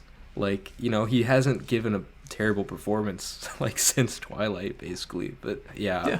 And he's just a great actor. Yeah, he really is. But there's always going to be people making jokes about Twilight and stuff like that, and it's sort of harmless, I guess. But yeah, I do definitely dislike those people that don't open their mind to anything he does anymore. Yeah, like, and I think, yeah, and I literally I was talking to my mom on the phone recently, and she was like, "See any movies lately?" And I said, "I went and saw the Batman." And she's like, "Oh, who plays the Batman in this one?" And I was like, Robert Pattinson. She's like, oh, the guy from Twilight, I love him. So God like, damn it. I mean, she likes the Twilight movies. So. Mom! But yeah, I was like, Mom, I was like, yeah, in The Lighthouse. Because I made her watch The Lighthouse, not with me, but I was like, watch that. And she liked it, but... Damn. Yeah. But, so, no, that was just funny, but... That is kind of the unfortunate thing that's always going to follow him forever, probably. Like, oh, the guy from Twilight. Yeah. But it's a shame, but I mean, it is what it is. It is what it is. At this point, it's just becoming a meme rather than an actual, like, criticism of him, you know? So, it's whatever. You know who's lucky, though, is, like, Daniel Radcliffe, because, like, he actually played, like, a good character when he was young. Yeah. Mm-hmm. And now he's like, you know, he can just do whatever he wants, I guess. Yeah. Whereas Robert Pattinson had to, like, earn it. Yeah. You know? Yeah, exactly. But they're both characters with masks, but, like, did you notice that, like, at one point, like, during the, like, news sequences, Riddler did start to sound a bit like Bane? Yeah. Yeah, I noticed that too. Yeah. It didn't, like, bother me too much, I guess. It was just kind of... There was just one weird section where he just sounded a lot like Yeah, Bane. he I was did. like, oh, damn. I was like, oh. All right. Giving Tom Hardy a run for his money. Yeah. Yeah. Imagine Paul Dano playing Bane. Oh, God. That's hilarious. That would... Just the tiniest... That'd be awful. Yeah, that'd be terrible. Like... Tiny as Bane. Yeah. Man, don't you wish, though, like... I wish that, like, to really make these Batman movies, like, perfect, the only thing that can make me love this potential trilogy more than the Dark Knight trilogy is bring back, if you're going to bring back villains, bring back the original actors. Obviously, you can't with Heath Ledger, rest in peace. You can't do that with him. Oh. But, I mean, bring back fucking Tom Hardy's Bane. Bring back, you know, Cillian Murphy's Scarecrow. Like, I would love that, but they're not going to, obviously. They want to be their own thing. No, they're not going to. I mean, no way. No. Yeah. If they did, I'd be, like, sort of uncomfortable with it as well. Like, it's not multiverse. You're not the multiverse. It's, yeah, you can't do that. That's true, but it's like, I'm just too attached. Marvel gets away with it. Yeah. I'm just too attached, though, to some things, like... I'd definitely like to see more of, you know, Bane and stuff like that, but it's probably not ever going to happen again. Really isn't. Maybe not anytime soon, but it is such a big Batman villain that I feel like inevitable. And we'll see Bane again. It's just not Tom Hardy's Bane. Oh, no, not Tom Hardy's Bane. That's what I meant. But that's the thing about Bane is that I don't know if you noticed this, but near the end, because me and some other people were talking about this, and I think it's a clear either reference or hint or something, but you know that vial that that Batman takes out and he injects himself with to give him energy? Yeah. I'm pretty sure that's Venom, because in the comics, in the Batman Venom comic, you know, the Venom or whatever that Bane uses, I don't know if he, like, created it and then that's what... I don't know, okay, the deal behind it. I'm not... Any Batman fans out there fucking correct me or whatever, but, like, I'm pretty sure this is them teasing Bane. That's just my theory. I don't know. Because I think it's that same green Venom, you know, from his character, but... Maybe. Not that yeah. I would honestly love it if they could somehow manage to do, like, a Bane where it is, like, sort of similar to the Arkham games, where it's, like, he's fucking massive. Yeah, That would be cool. He's just huge. But I don't know how they would do it. Not only that, but also Killer Croc from the Arkham games. Fuck. Could you imagine that? That'd be almost... Just bring back the Suicide Squad Oh, one. no. That'd be terrible. That'd be fucking awful. That would be... Like, Killer Croc is supposed to be big. Like, you know, like the Arkham games. Like, and that's the tricky thing, though, about doing it live action. Like, you're gonna have to CGI him. He was just, like, in Suicide Squad, he was just, like, gangster as fuck for no reason. He was gangster, and he wasn't, why? like, big at all, you know? He was, like, a regular-sized guy. No. And it was in a hoodie. He was just a guy that happened to have scales, exactly. I guess. It was embarrassing. It was terrible. So, I would love to see Killer Croc done right, because we haven't seen his character done right on the big screen, at least, you know? I'm glad that they've gotten a bit together now. Like, even the DCEU with, like, you know, the Suicide Squad, that's very fucking good. Like, I love that movie a lot. And then, you know, Joker is a standalone, the Batman. It's like they're getting back onto it. They are, but the thing is, like, the DCEU at this point, like, the actual cinematic universe continuity, it's so fucked, like messy. Like, what is going on? Yeah, it is so fucked. It is. Like, we've had a fucking, 2 reboots, basically, like the Justice League and the Suicide Squad. We've done those twice now. We've done... Like, I blame Snyder. You blame what? Oh, Snyder. Yeah. I blame Snyder. I mean... I fucking hate the guy. I don't know. I don't know. I think he's such a douche. I just think he's such a fucking douche, honestly. Mean, maybe he's a bit up his own ass in terms of, like, how good he thinks he is, but... I don't know. I still think watching his interviews, he does seem like a genuinely good guy. He seems nice, but... Did you not see that one interview where he was talking about, like, his Batman or whatever? Oh, no. I might not have seen that. Was this recent? He was saying something along the lines of, like, my Batman's not for boys, it's for men. My Batman fucks. Yeah. Shit like that. And it's like, yeah, all right, hate it when whatever. He says that stuff. Like... No, he tries to be dark and edgy and shit, and that's what I really don't like about him. But yeah, I don't know. Like, you can be like, I mean, the Batman proves it. Like, you can be dark and have like that sort of edgier aesthetic and stuff like that. But his just felt like a gimmick. Like, it was just, it was a gimmick. Like, shit. Yeah, because Ben Affleck, Batfleck or whatever, like his Batman, it was too dark. Like, oh, he said fuck, oh boy, and like. He also, whoa, and also, Jesus. like, I don't need to hear the Batman say fuck. I don't need to see him literally kill people, which defeats the whole fucking purpose of his character, by the way. Like, see, that's a conversation to have about the Batman, actually, because, like, the thing is, like, even though I love the car chase, obviously, it was sort of a pointless one, because he could have just gone to Penguin later. Like, he knows where he is, where he usually hangs out. He could have waited, but he chose to go on a huge car chase, and there were like a ton of people getting fucking killed. I'm sure of it, and like, like Batman himself crashing into people occasionally, and I'm like, well, yeah. I just remember cars getting knocked over and shit. Did cars like blow up? I need to rewatch it. The fucking truck that like fell to its side and shit. Like, there's a truck driver in there. There's a fucking explosion. That's true.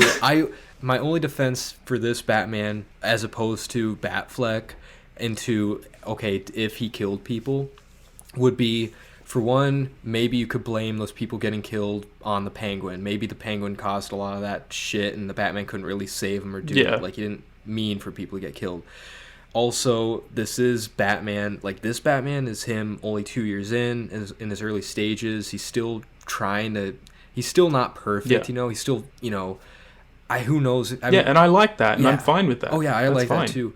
But when it comes to Batfleck's Batman, there's no excuse. Like, he's been Batman for how long? Like, and he's literally has guns, and he's like, that's the difference. Batfleck's Batman purposely killed people, whereas if Robert Pattinson's did, it seemed accidental, like unintentional, So, like, at least that's how I see it. Because it feels like in those Snyder movies, like, he's trying to make a point out of, like, making the Batman all badass, and he kills people. Oh, how edgy. It's like, no, it's not. No. You're just a fucking idiot, honestly. Yeah, seriously. Like with this one, it feels like it's just because the Batman is new and he makes mistakes and he fucks up sometimes, and that's fine. Exactly. That's why he's literally me. Exactly. Like, I'm totally fine with the Batman, like, accidentally killing somebody or not intentionally killing somebody. What bothers me is if he's intentionally going out of his way, like, he knows he's killing this person. That is what defeats the purpose of his character. Yeah. Like, if he accidentally killed someone, like, that could make for some interesting fucking character development. Maybe he feels bad about it. I don't know.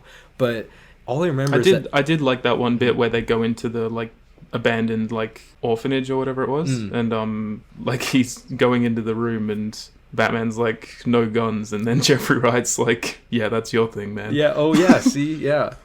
Exactly. But, by the way, something like a tiny, I guess, flaw that I noticed with this, watching it the second time around, when they, like, go into that house, like, a guy, you know how there was, like, drop heads in there or whatever, like druggies and shit? Yeah. One of them, like, comes out into the hall and then, like, runs back into the room. And for some reason, they added, like, the most loud and obnoxious jump scare noise. And I was like, why? Yeah, I noticed that too. Like, it was fine until then. Yeah. Like, you could have just had that, like, him come out and then, like, Jeffrey Wright already, like, yelling at him, like, hey! Like, that's enough of a, like, tense moment, I guess. You don't need that. No, you don't. Incredibly loud and obnoxious sound. Generic jump scare, yeah. Yeah, that was unnecessary, but It was weird. I didn't even remember that though until you mentioned it. But yeah. I mean, look out for it when you rewatch it, I guess. Also, I thought Alfred was going to die, by the way. Oh, I thought he was too. And you know what about that? Yeah. Honestly, at this point, we've seen Alfred done so much, and he's not the main character. And I like Andy Serkis, but I honestly thought it would have been a really interesting and ballsy thing to do if they did in this first Batman movie just kill off Alfred. Like, I would have been like, what would happen? Would have been interesting. Would have been interesting. But, what could happen? Like, if I don't know, because he was barely in the movie. Well, at that point, he would really sort of have no one, I guess. That is and true. That would make him even more of a sad Batman. Yeah, I mean, he would have, I guess, Selena Kyle in the end, and No. He has his boyfriend, Jeffrey Wright. Well, that's also the thing, is that Jeffrey Wright, he is there for him, but only as the Batman. He's not there for him as Bruce Wayne. So I guess he needs somebody there when he's Bruce Wayne, and that's where Alfred comes in. Even though it's kind of that... I'm sure at some point he's going to know his identity and be fine with it, I guess. Yeah, because I think, didn't at one point, maybe it was in The Dark Knight Rises, didn't Commissioner Gordon kind of figure out that Christian Bale was Batman? Didn't he? Yeah, and that scene was great. Yeah, which is totally... Where he's like, even someone doing something as simple as putting a coat around a young boy's shoulders. Yes. To let him know the world hadn't ended. Man, wasn't that fucking awesome? Bruce Wayne. Yeah. Oh, that was so good. It was so good. Yeah. So fucking good. Yeah. I feel like that's another thing. I do think even though the chemistry between the Batman here and Commissioner Gordon is great, I feel like there's just so much more, just because of that, even that scene, more kind of emotion and like more like personal reasons between Commissioner Gordon and Batman in the Dark Knight trilogy, or I don't know, did Jeffrey Wright's Commissioner Gordon, did he kind of do that for this Bruce Wayne? Was that mentioned at all? Like, I don't think so. Like, do what exactly? Like, basically how he kind of like helped him after his parents died, like took him, like, didn't he, put a coat around a young boy's shoulders and all that. I mean, we don't know. I guess we don't know. But so I don't know. But it did sort of.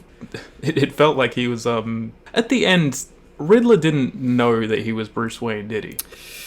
Yeah. Because I'm pretty sure, like, no, I think the Batman thought that he knew, but then I thought he sort of just mentioned Bruce Wayne and said no. He mentioned Bruce Wayne in the jail cell, and he just said, he was the last one that we didn't get or whatever. Oh. And then he's like, oh, so he doesn't know who I am. Oh, yeah, because for a bit you think he does know, because isn't he looking at, like... Yeah, he's looking at the wall, and he's like, maybe all this is coming to an end, and he's like, what? The Batman? Yeah. I thought in that scene that he did figure out his identity, but yeah, I guess you're right. I totally forgot that dialogue at the end, so... Yeah. So, I mean, I like that he didn't, like, fully expose him, I guess, like, immediately in the first film. That would have sucked. Yeah. He would have had to go to the Doctor Strange of this universe. Yeah. But, Batman No Way Home. God. Yeah. That would... Yeah, we don't need that. We don't need a bunch of the Batmen showing up together.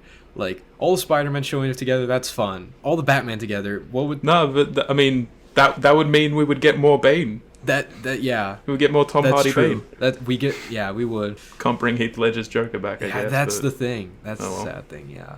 But I guess that would finally bring Batman fans together. Shit. I mean, the Batman, that's a toxic, like, fucking thing right now. Like, my Batman. No, Batfleck is better. No, it's like, no, we can appreciate... It's never ending. It's never ending. And to be honest, the only ones that do bother me... Like, I'm fine with somebody saying, like, Christian Bale's my Batman. I'm fine with people saying Robert Pattinson's my Batman or Michael Keaton's my Batman. But when people say Batfleck is my Batman, I just can't take it seriously. I just can't. I'm like, dude. I do like Ben Affleck as Batman. I just don't like the movies. No, yeah. Exactly. It's just like Andrew Garfield. Just like him. Like, he was good. Yeah. It's literally the same situation. The movies sucked, but the character... the way he was portrayed, literally, other than him killing people, if I can put that out of my mind, everything else was good. It was. The difference, though, with those two is, like, no one gives a fuck about Mark Webb. A lot of people give a fuck about Zack Snyder. Yeah, Zack Snyder's a much more popular name for sure. And he has much more of a distinct style, I'll give him that. But yeah, I mean, you can't deny that. Like, it's definitely a better style than Mark Webb. Yeah, it is. It is. Mark Webb style. Even though I don't like it that much, but yeah. Yeah. But I don't know. yeah, I hope Batman fans can come together. All the Batman fans, whatever. Maybe this will be the Batman that brings people together. Maybe everyone will realize how amazing, like when it comes to the second. Well, like I said, it does have a bit of every style. Yeah, That's it why I does. think it's more accessible. Exactly. I think this could finally bring people, because like, yeah, I mean, everyone's been positive on it. I haven't seen anybody like. I've seen some people give it like lesser scores, but not like too much lesser or anything. No, it's not like I don't see people giving it low scores because they're saying like, this isn't my Batman or something like that. It's probably just because of other stuff in the movie. So, yeah, that's good at least that people have been. At the end of the day, like there are good things and there are bad things, but like the bad things feel like they're easy to ignore, I suppose. Yeah. But the only thing that's like really hard to ignore is just the Joker scene. Yeah. They really didn't need it at all. Yeah, they really didn't.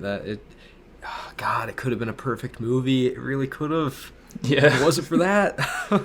Shit. As soon as that came up, I was just like, really? Yeah, Do we exactly. need this? You don't need it because it doesn't add anything to the story. It's literally just a gimmick, a tease at the end. Like, you don't need to hook me for the next movie. I'm already hooked. I like their conversation. Their conversation was like, Yeah. their conversation had me like a little giddy because it's like, you know, ooh, Joker and Riddler together. Yeah, Exactly, but it's like... it's cool, but It is like, cool, but- it's not needed in this movie. No. It is cool, but like, that has a time and place. Like, save it for the next movie. You don't need to tease us with it, you know? Like... Exactly. But, I don't know.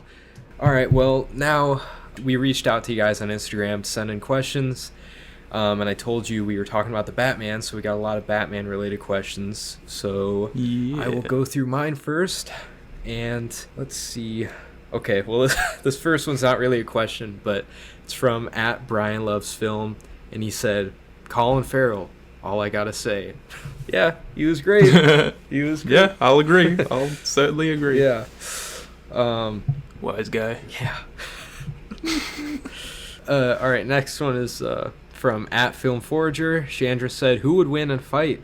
Michael Keaton's Batman or Michael Keaton's Birdman? Well, you don't I think that's pretty obvious. I think it's obvious too. Birdman, no. Batman, yeah. Well, Birdman can fly. Yeah, That's the only thing I'll give Batman. him. He can fly and Batman can't, so... Batman can glide. He can glide on his terrible squirrel He wingsuit. can glide right into Birdman or Yeah. something. He can glide into him. But I guess, no, Batman has a grapple gun. He can, like, grapple him down and, you know... I don't know. Yeah. I don't know. We're really stretching this one out. We are. Fuck. Damn. So, yeah, Batman, I guess.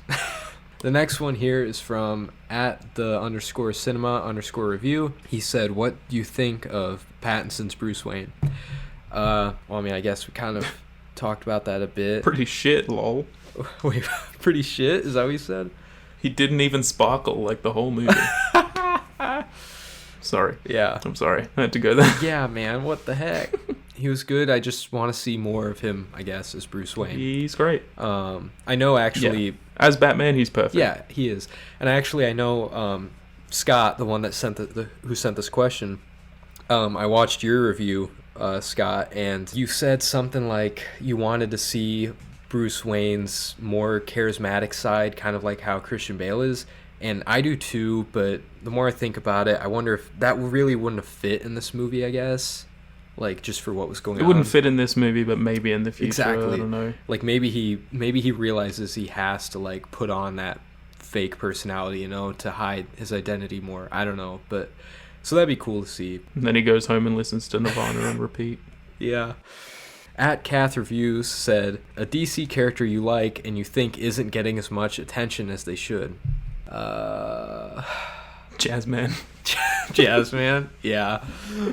I don't know. I mean, I want to see more of Penguin for sure. Yeah. So, but I saw like a thing on Instagram just earlier, like saying that they're gonna do some like HBO like spin-off or something like that. Yeah. With him, and I'm so sick of hearing these announcements. Like, I just want it to be like Its own thing, you know? I want it to be the movies. Like, Yeah. does everything need like a spin-off show or something like that? Exactly. Like, no. I do want more of his character, but I want it in the movies. Exactly. And I actually did recently, because I know we talked about this an episode or two ago, I can't remember, but I started watching Peacemaker, and it's actually pretty good. It really is good. Yeah, I've heard. But yeah, I just don't know why. Like, okay, a movie comes out and it's good, but it's so quick that we're like, okay, this random character from the movie gets a fucking spin-off series. It's like, Yeah, it's on to the next thing, on to the next thing. it gets to be too much. Like, a movie I can handle, but I mean, I already have too many shows to watch. I really do. But That's sort of more of an issue with Marvel right now. Like, as excited as I am for Moon Knight, like, it's just like, God, it's constant. Yeah, it like, is. next thing after the next thing. yeah. Like, Moon Knight's the one where I'm actually, like, probably the most interested I have been, because it's just, like, I love Oscar Isaac, and this character looks fucking cool. Same, and Ethan Hawke. The fact that Ethan Hawke is showing up. Yeah.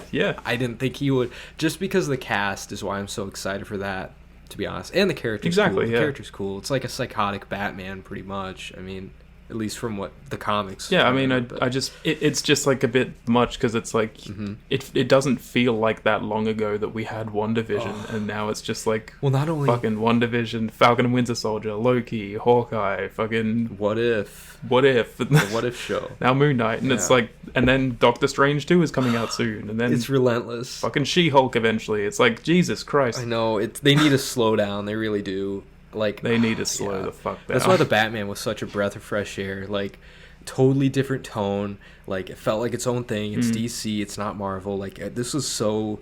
I needed this movie. So Yeah, but it was definitely a breath of fresh air. But that's the same way I felt about Joker when it came out. True. It was just like, this is something different, and I really loved it. yeah, I do think Joker is a better movie than the Batman, but I do love both a lot, personally. yeah, they're both the same exact rating for me right now, and I don't know which one I like more, but yeah, no, they're both amazing. But I guess I didn't even answer your question yet, Kath. A DC character I'd like to see, or that isn't getting as much attention. And this actually ties in. I'll just tie this into another question because they're pretty similar. But at Movies That Don't Suck asked a similar question, kind of. What Batman villain do you want to see for the next film? So, like, because I want to see, and these aren't really getting a lot of attention, or we haven't really seen them done, like, right on the big screen. But like we said, or like I said, Killer Croc, I want to see him done right. Yeah. I want to see, I think it'd be cool if they could pull it off. Clayface, I don't know how you do that, but fucking Clayface villain, he'd be cool. Mr. Freeze, I want to see him done right. If they can pull off a big, like a huge Bane, then I'd really like yeah. that too. Yeah, that would be. Especially, and that would be like especially challenging for this Batman, I would say. Definitely. Oh yeah, it totally would, because yeah, I mean, if it is a bigger Bane, and like, you know, Robert Pattinson he's not the biggest Batman. He's not. So like, it would definitely be a challenge for him. So that'd be cool. But It's kind of frustrating though, I guess, because as generic as it is, I suppose it seems like the next one will be a bit Joker focused. And it's I'm excited for Barry Keoghan. Like, I want to see what he can bring to the character for sure. But it's just, we're so tired of this character by now. yeah, exactly. Aren't we? We got Heath Ledger's, then Jared Leto's, then Joaquin Phoenix. It's like in a span of very little time, to where like, Yeah. and I get it, it's the most popular Batman villain, and I love seeing him too, but And I like that he looks like he does in like the Mark Hamill version, like in the games. Like, I think he looks really cool, but Yeah. it's just the character itself. It's like, we're so sick of it by exactly, now. you can only do so much. Like, it's gonna be the same character. I'm the Joker, baby. Yeah, you can't really do much with this character. Like, you know what's coming, you know. So like, and it just feels like, Well, maybe they'll flip it around somehow, or give us some kind of weird spin to it. Who knows? true, but then the fans are gonna be like, this isn't accurate to Joker's character. It's like, so there's no Oh my winning. God, who gives a fuck? No, I know, but that's like the ultra nerds coming out. Like, that's like when I was complaining about the Penguin's height. Like, that's how nerdy people are gonna get. Like, you're right, though. It is totally overdone, and it feels like they're just rehashing the Dark Knight formula at this point. Like, oh, okay, we're teasing Batman had his first movie. Now we're teasing the Joker, and the second movie is gonna be Joker's movie. It's like, Yeah, I don't need that. Like, we already got that. You can't do it better than the Dark Knight. So it does suck, but I mean, we'll see. Yeah, we'll see. We'll see what happens. Maybe he won't even be like the main villain. Who knows? But that's also why I'm like skeptical, because I feel like the Joker is a villain you can't just like sideline, or is like a side character. Like, I feel like he's always gonna be Yeah, the fucking star of the show, like the Joker. So I mean, That's how But maybe it'll be like a Carmine Falcone thing where he's just like a puppeteer in the background. Who knows? Exactly, yeah. If he was like controlling shit in the background and not like always there, that'd be cool. I don't know. There's a ton of characters that, like DC characters, I don't think are getting enough attention, but I guess those are a few villains I like to see. I mean, like I said in that rant earlier, like there's just so much material. Yeah. There is so much material in DC that they're not using. No, and they're just rehashing the same villains. Like, so yeah, that sucks. Yeah. But whatever. As long as the next movie's good. Let's I get don't hyped care. for fucking Black Adam. Yeah. Yeah, exactly. That is a character that doesn't get a lot of attention, Black Adam. So I'm looking forward to that. But also, Yeah, but The Rock. oh yeah, I know that's I don't know. kind of goofy. Who knows? Maybe he'll finally give a serious performance. Maybe he'll do well. Fuck, I don't know, but I'm pretty sure it's like in his contract that he can't really give like dramatic performances. really? He has like some kind of weird contract I've heard where he like, yeah, he can't do like dramatic performances and he can't play bad guys or something like that. But I guess he's breaking that rule with this movie. Black Adam's a bad guy, I don't know. I mean, or he's Who he's kind of an knows? It's- anti-hero. Black Adam is, if you look. this is something I heard like a while ago, Yeah. but that's just what I heard. Also, Mhm. you want to know a fun fact? Apparently, Apple has like a contract with like pretty much every like movie studio company where like you can't have a bad guy using an Apple product. What the fuck? Like no shit. Like if you see anyone using an Apple product in a movie, like it has to be a good guy, or like it has to be revealed that they're a good guy. And like if anyone's using a phone and is a bad guy in a movie, like it cannot be Apple. Cannot be an Apple product. Some corporations are so fucking stupid. Like, do they really think? So if you're people are gonna- watching like a Who Done It or something like that, and you're wondering who it is, Yeah. if they're using an Apple phone, it's not them. Yep, exactly. Like, do they really think people are that dumb? They're gonna watch a movie and be like, oh, that bad guy's using Apple. I'm not gonna use Apple anymore. Fucking idiots. Like, these corporations. Anyway, no, like. I don't know. That's just it's an dumb. interesting fact. That I is- did. I never knew that. That's goofy. That's insane. But It's hilarious. yeah. Oh, and I guess, okay, speaking of, because it reminded me when you said Black Adam, here is a DC villain they have to do right because they did not do him right, in my opinion. I don't know if you'll disagree or not, but I don't think that Black Mask has been done right. I liked him in Birds of Prey, but he definitely was nowhere near as good as he could have No, yeah, he was nowhere near. Like, I'd love to see a cool, like, good Black Mask. You know, that could totally fit in with this universe. been. Yeah, Black Mask is an awesome villain. For this, like, Batman, that'd be cool. Like in the Arkham games, he's really cool. Oh yeah, he is. Even though Arkham Origins is definitely my least favorite Arkham game, like, and that's what he was in, right? I like Arkham Origins. Like, I don't think it's bad or anything. I just think the other two are stronger. Or the other three, That's all. or Oh yeah, but I haven't played Arkham Knight yet. oh actually. dude, Arkham Knight. Yeah, I can't wait. It's- I can't wait. But I love Arkham City. Arkham City's incredible, Yeah, obviously. it is. I love the Arkham games so much, but the Arkham Origins, it's the only one I didn't finish. It's the only I just didn't feel like finishing. Well, it's a different studio. That's why. I'm exactly, pretty sure. yeah. It's a different studio, and it really felt like it to me. But Apparently, that same studio is making a Suicide Squad game. oh really? I mean, the same studio as like City and. Oh yeah, really? Rocksteady. Not I Origins. think it was Rocksteady, right? I don't know. Yeah, Rockstar. Man, that okay. Now I'm like interested because like yeah, I would love to. Yeah, I'm interested to see what they do with 'Cause- that. That'd be cool. Like for me, we don't have to go on and on about the Arkham games, but like I think Arkham Asylum, for me, each game is like great in their own way, or the best in their own way, to where Arkham Asylum, it has for me the best atmosphere and like it's closest to me nostalgically. Arkham City, I feel like, has the best story, and I feel like Arkham Knight has the best by far graphics and gameplay. Like graphics and gameplay wise, it's Yeah. fucking amazing. Well, I bought like the entire like edition or whatever, where it has like all of the games and like all of the bonus content, literally everything. So I do want to play Arkham Knight at some point, but I just want to like replay through all of them as well. So I'm just gonna. I think I'm like halfway through Arkham Asylum right now, but that game is like it can be really frustrating. Oh, Arkham Asylum. Some mechanics are really irritating Yeah. and all that, but Arkham City I love a lot. I loved all the Riddler shit in Arkham City. Yeah. The Riddler shit was cool. Yeah, that was. There's a ton of Riddler stuff in Arkham Knight too. Riddler's such a cool character. He is. Like the base character is just so cool. Yeah, much different than the Riddler in this movie, for sure. He's not a Reddit Yeah, incel. It's off and on. But yeah. He's not an incel. Well, he's an incel, probably regardless. Not a Redditor. Not a Redditor. Moving on. At NotQCViews asked, favorite shots in the Batman. Okay, my only two I can think of would be... One of them is going to be the one that everyone's thinking of, I'm guessing. Yes, I know exactly which one you're talking about, so I might as well just say it now. It's when he's leading all the people through the water with the fucking... Yeah, the red light. It is an amazing shot. It is an amazing shot. And I remember seeing it, and I'm like, first of all, it's amazing. Two, I thought for a second all the people walking was going to form a bat. Did you think that, or was I thinking too hard into it? That would have been goofy as fuck. I know, it would have been. But it looked like it was forming it, and I was just like, okay, whatever. Like, but no, it looked cool. If they did actually do that, I would have been like, what? Why? Did they all, like... Fuck. Yeah. No, I'm glad they didn't do that. That would have been like, what? But no, so that shot, obviously, and like I was saying, the POV shots of like the bike going through the city with that Nirvana song playing, I just got chills. Like, I was like, this doesn't even feel good. Like I don't even know. Literally every shot in the movie besides the gliding one was amazing.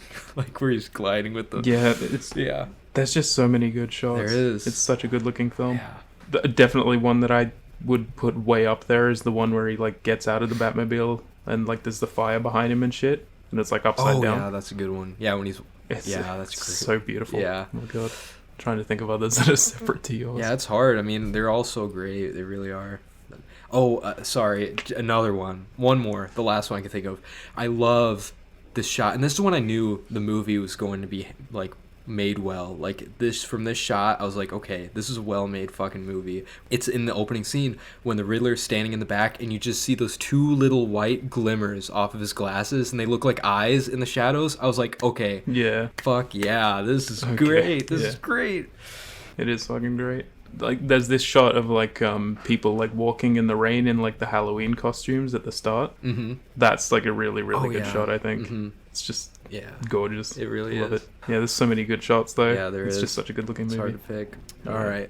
And I guess, sorry, this I forgot to mention at film.mania7, he asked villains you'd like to see in the Reeves Batman universe. I guess we already kind of answered that. So yeah, I suppose. Thank you for that question too.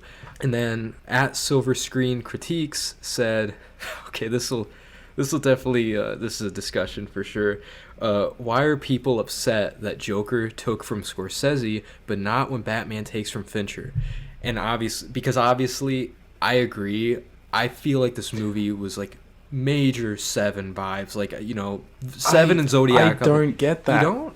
I'm really not getting that. I get Zodiac. I'm not getting Seven. Oh, I get Seven just because, like, just from all the investigative, like, serial killer scenes, like, because in Zodiac you're not really. It's more about. I guess. I don't know. It's hard. I just think stylistically, I don't know. I mean, I guess it is sort of comparable to Seven sometimes, but Zodiac, I don't really. At least that. I mean, I don't really see this movie as being that inspired by Fincher in general. I don't think, but I mean, if there are comparisons to be made, then sure, but I don't think that was the intent at all. That's just me. I agree. I mean, for me, because I'm sure you remember when the trailer dropped, everyone was like, this looks like Fincher could have made it. Like, this looks like a Fincher movie. Like, everyone was saying that, and so I usually stay away from that stuff, so I don't know. Yeah, everyone was, like, saying that at first, and, like, so, I mean, I get it, and I do think it took some inspiration for sure from maybe those movies, but even so, like, here's where I think it differs.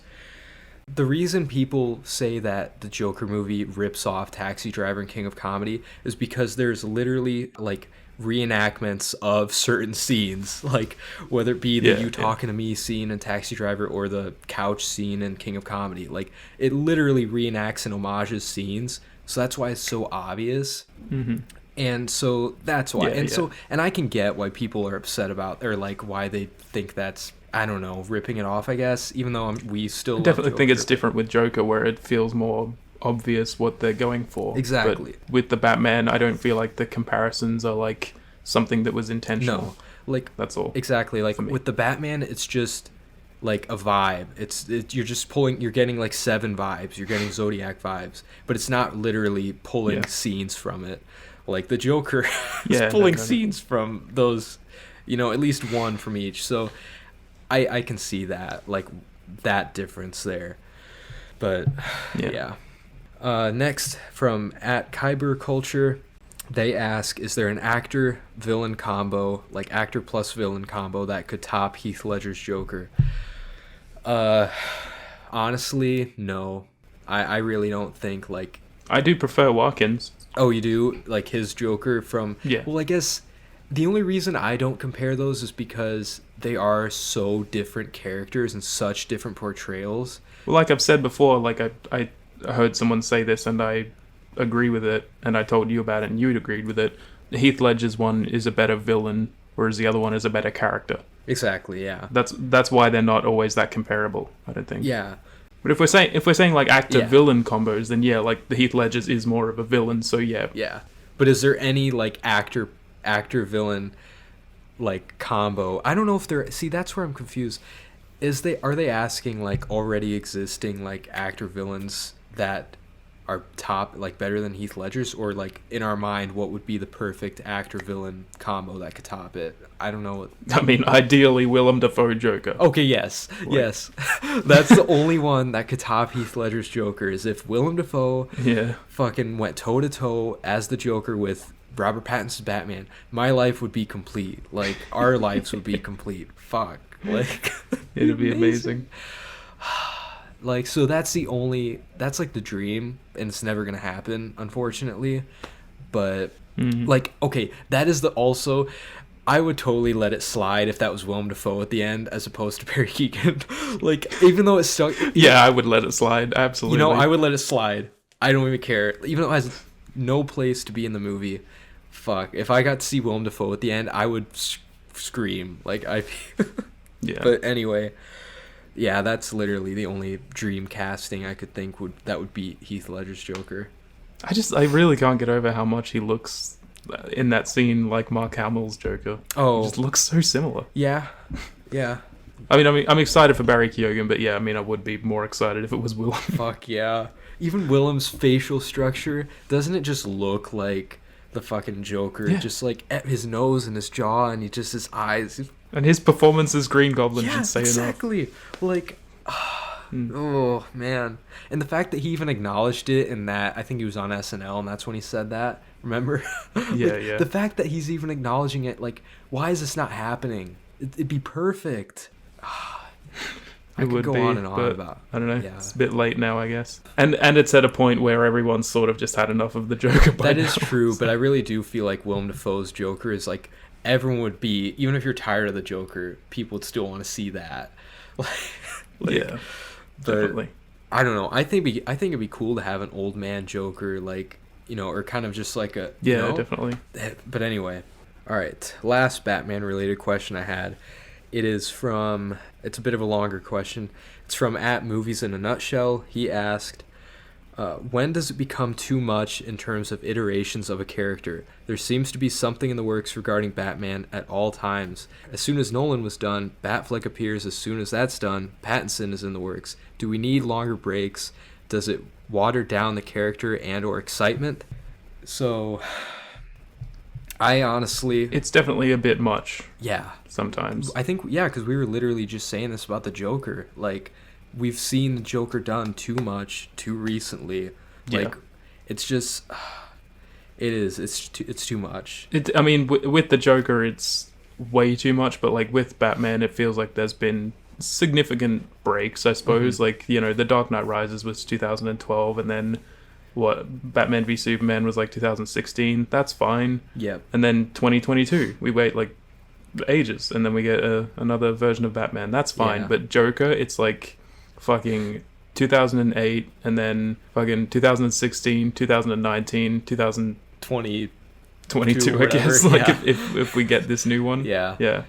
Not to mention the games. It's true. It's just getting a bit much. Really is with the Joker.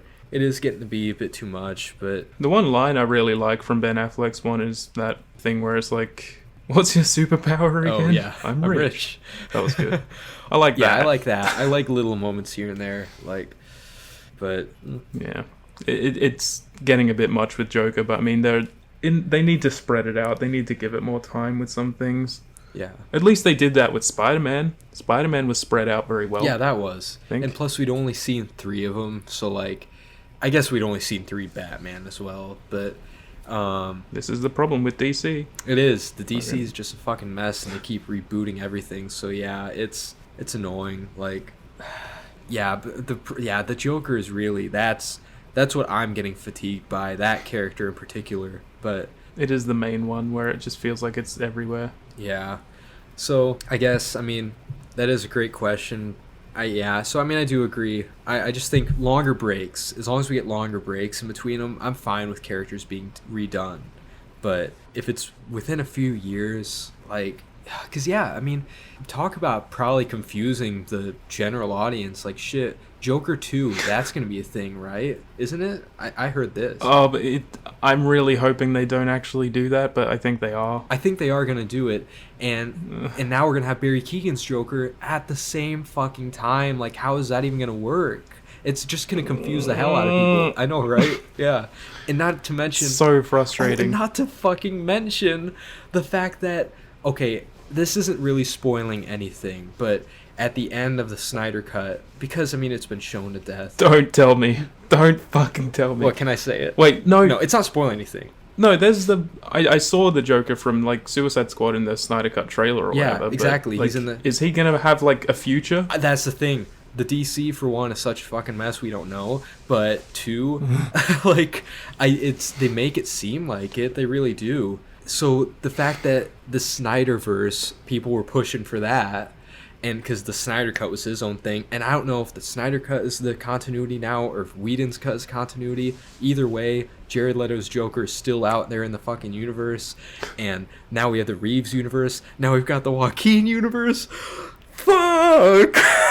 It's just too much, man. Fuck. That is literally... Relax. That is literally 3 Jokers going on at once. That blows my fucking mind. Like, it's too much. At least with the Batman, Way it's too much. Yeah. At least with the Batman, we only have 2 going on right now. Assuming Batfleck is still a thing. I don't even know.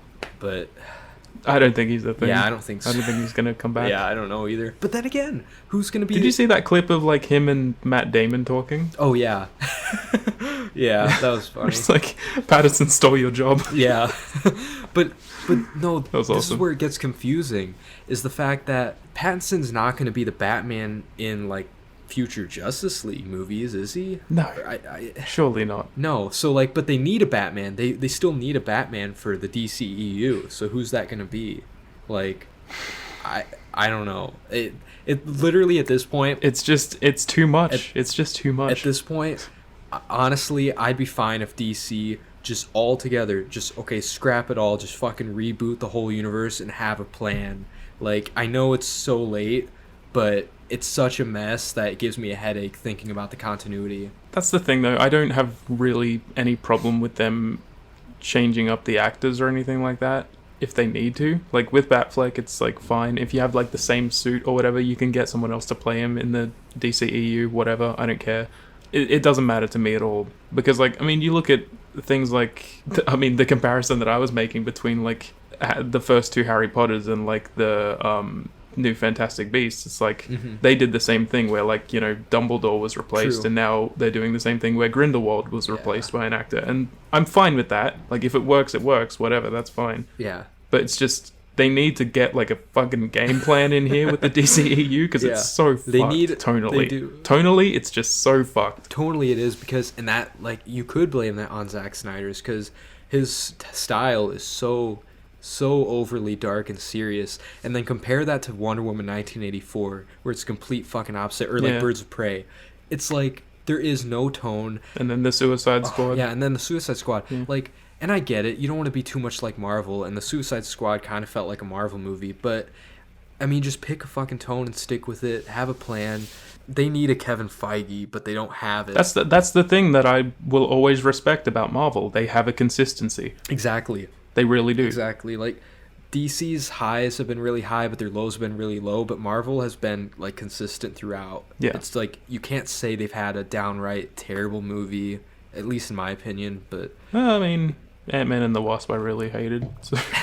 See, I just thought that It's was just such a nothing movie. Exactly. I just thought, like, for me, that was watchable, but it just wasn't anything. It was totally forgettable. Like, totally forgettable. Yeah. Like, that's Marvel's biggest crime for me, is the fact that their worst movies, for me, it's not even because they're bad. It's just because they're so, like you said, nothing. Just forgettable. Yeah. Like, they're watchable in the moment, but I'll instantly forget them. Yeah. It's like fast food for, like, superhero movies. Like, whatever. Yeah, it is. Anyway, Let's move on. Let's move on. Yeah.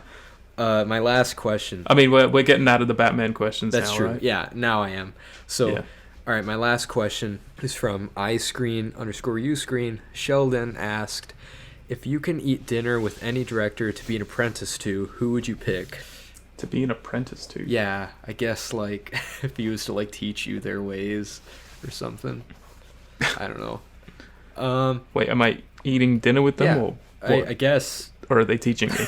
I don't know. Just, like, if you could, like, I don't know, have a director as, like, a mentor or some shit. I would say, okay, actually, no. I was going to say Stanley Kubrick, but that would be stressful. No. I love Stanley Kubrick. Nicholas Winding Refn, he just drive you insane. No. I would, yeah. Some directors, as much as I love their movies, I would not be able to handle some of them. I don't really know. I think Nolan would be cool. And I know it's a basic fucking answer, but whatever. Well, it's just more like you see some directors where it's like they feel like they're approachable, I guess, and like you can talk to them about this stuff. But there are some like Nicholas Winding Refn or like Gaspar Noé or whatever, like Oh god. where you're just like, I don't know if I want to talk to that guy. You know what? I don't know if this would be. I'd probably regret doing. No, I've watched a lot of interviews with this director, and to be honest, I really think he's interesting as a person, and I see a lot of myself in him. Like as scary as it is, but I would love for Lars von Trier to teach me his ways. Like that guy, like, because he's been so open. Could be cool. It would be cool. And the fact that he's like, to me, he's such a vulnerable director, to where he's been so open about like his anxiety, his depression, and all these problems that he has, and he puts it into his movies. And like, he's just also kind of just a weirdly awkward, just doesn't know how to like socially do things director, and it's funny to watch, but I think he's just fascinating as a person. Like, I would love to sit down and talk to him, I guess. Yeah. But anyway, that's my choice. I don't really have an answer for that. I don't know. If I was gonna direct and like whatever, I would just take inspiration from myself and just try and do my own thing. Well, let's change the question a bit then. I mean, if you were to just sit down and have dinner with a director, I mean, you don't have to like learn from him or something. Like, who would you want to sit down and talk to? I feel like I would just annoy them with praise. Like, well, like they'd just be like trying to eat, and I'm just like, I love this one. I love when you did this. well, They'd be like, shut up. yeah, I don't know. I don't know. Whatever. All right. Thanks for the question. Yeah, thanks, Sheldon. So I guess that's all my questions. Okay, I have 3 from one person. All right. They're sort of like quick enough questions to answer, so... Oh, wait, no, it's only 2 questions. One of them was just a statement. Okay, so from Mubera Ozcan. I don't know if that's how you pronounce your name. I'm sorry if I butchered it. Yeah. What's your favorite day of the week? I love to know this about people. All mine is Friday. What's yours, Quinn? Maybe probably Saturday. I don't know. Just Saturday. Just because that a lot of times, I respect it. You know, it probably would be Friday sometimes, but Saturday is like the night to where I would go out and like party, and then I would be miserable Sunday because I'm so hungover. Like, so it's definitely not Sunday, but I think I'm gonna say Saturday Yeah. too. Yeah, I do like going out sometimes, but I don't do it as often. But even then, I just like sit around, listen to music, get drunk on my own. It's pretty fun. Yeah, it's just nice. I'll say Saturday too. She also asked if you guys were given the chance to live in any other country, what would be your pick? You know, I would honestly Ireland, just because my family. Really? Yeah, mainly because that's basically like a lot of our family heritage. It's like just almost. You should just come with me. Yeah, You I should come know, with I me. know. I should, but That'd be cool. that would be. But no, our family is like our heritage is super fucking Irish, and it just looks like a cool place. I'd love to go to the pubs. I don't know. Yeah, It just seems cool. I'm excited for that. Yeah. Oh, I bet. I know. I would love to go there one day. Yeah, And you well, are going I mean, there, so. Yeah, Oh. I'm so fucking excited. Oh, I man. bet. I'm so excited. Yeah, I'm jealous. It sucks though, because yesterday, like I told you, it was just like a fucking nightmare. Like I went in like at 9 a.m. when they opened, and I'm like, hey, Oh. I'd just like to book a flight, and they're like, oh, we're talking to like 3 different people right now. We're pretty much fully booked until like 4 p.m. And I'm like, what?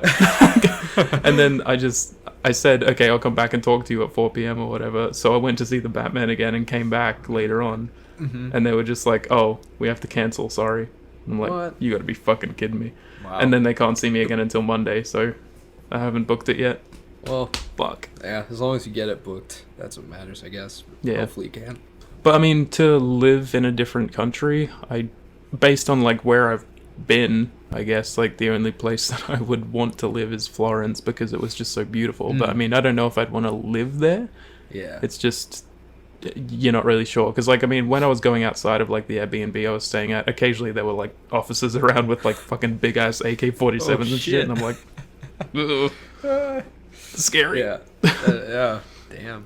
But I mean, I definitely think my sense of humor probably belongs somewhere in like the Ireland or the UK Yeah. or whatever, because like Yeah. I'm very British sense of humor sometimes. Uh-huh.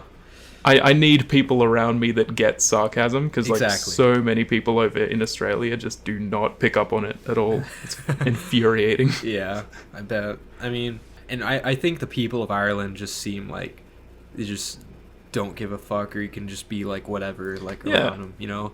That's what the vibe I Yeah, got or definitely. get, I guess. But I definitely want to visit different places, but like to live, it's sort of a different story, I suppose.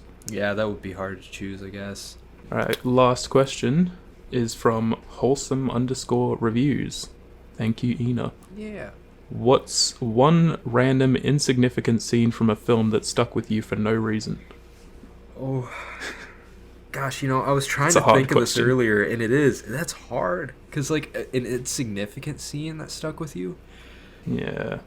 I wonder what you'd qualify as insignificant scene. Like, you know, like, what? The Joker and Riddler scene. That stuck with me, but for the wrong reasons. Certainly insignificant. It's insignificant and stuck with me for the wrong reasons, so I don't want Yeah. it to be stuck with me. Crap. I don't think she's even seen the Batman. She might just ignore this episode Oh. until she sees it, I guess. Yeah. No, that's literally an insignificant scene. Should not have been in the movie, but it's always gonna stick out in my mind. It's like sticking out like a sore thumb in that movie. Gosh. But there's gotta be a better... I'm trying to think of a good one, though. Like, There's got to be better answers. yeah. I guess like a good like insignificant just like random moment, and it's one of the most popular ones ever. It's just like the like bear scene in The Shining. Oh, yeah. That's a great one. Yeah, that's a great answer. Yeah. Was That it a bear totally- or a rabbit? I think it's a bear. It's a...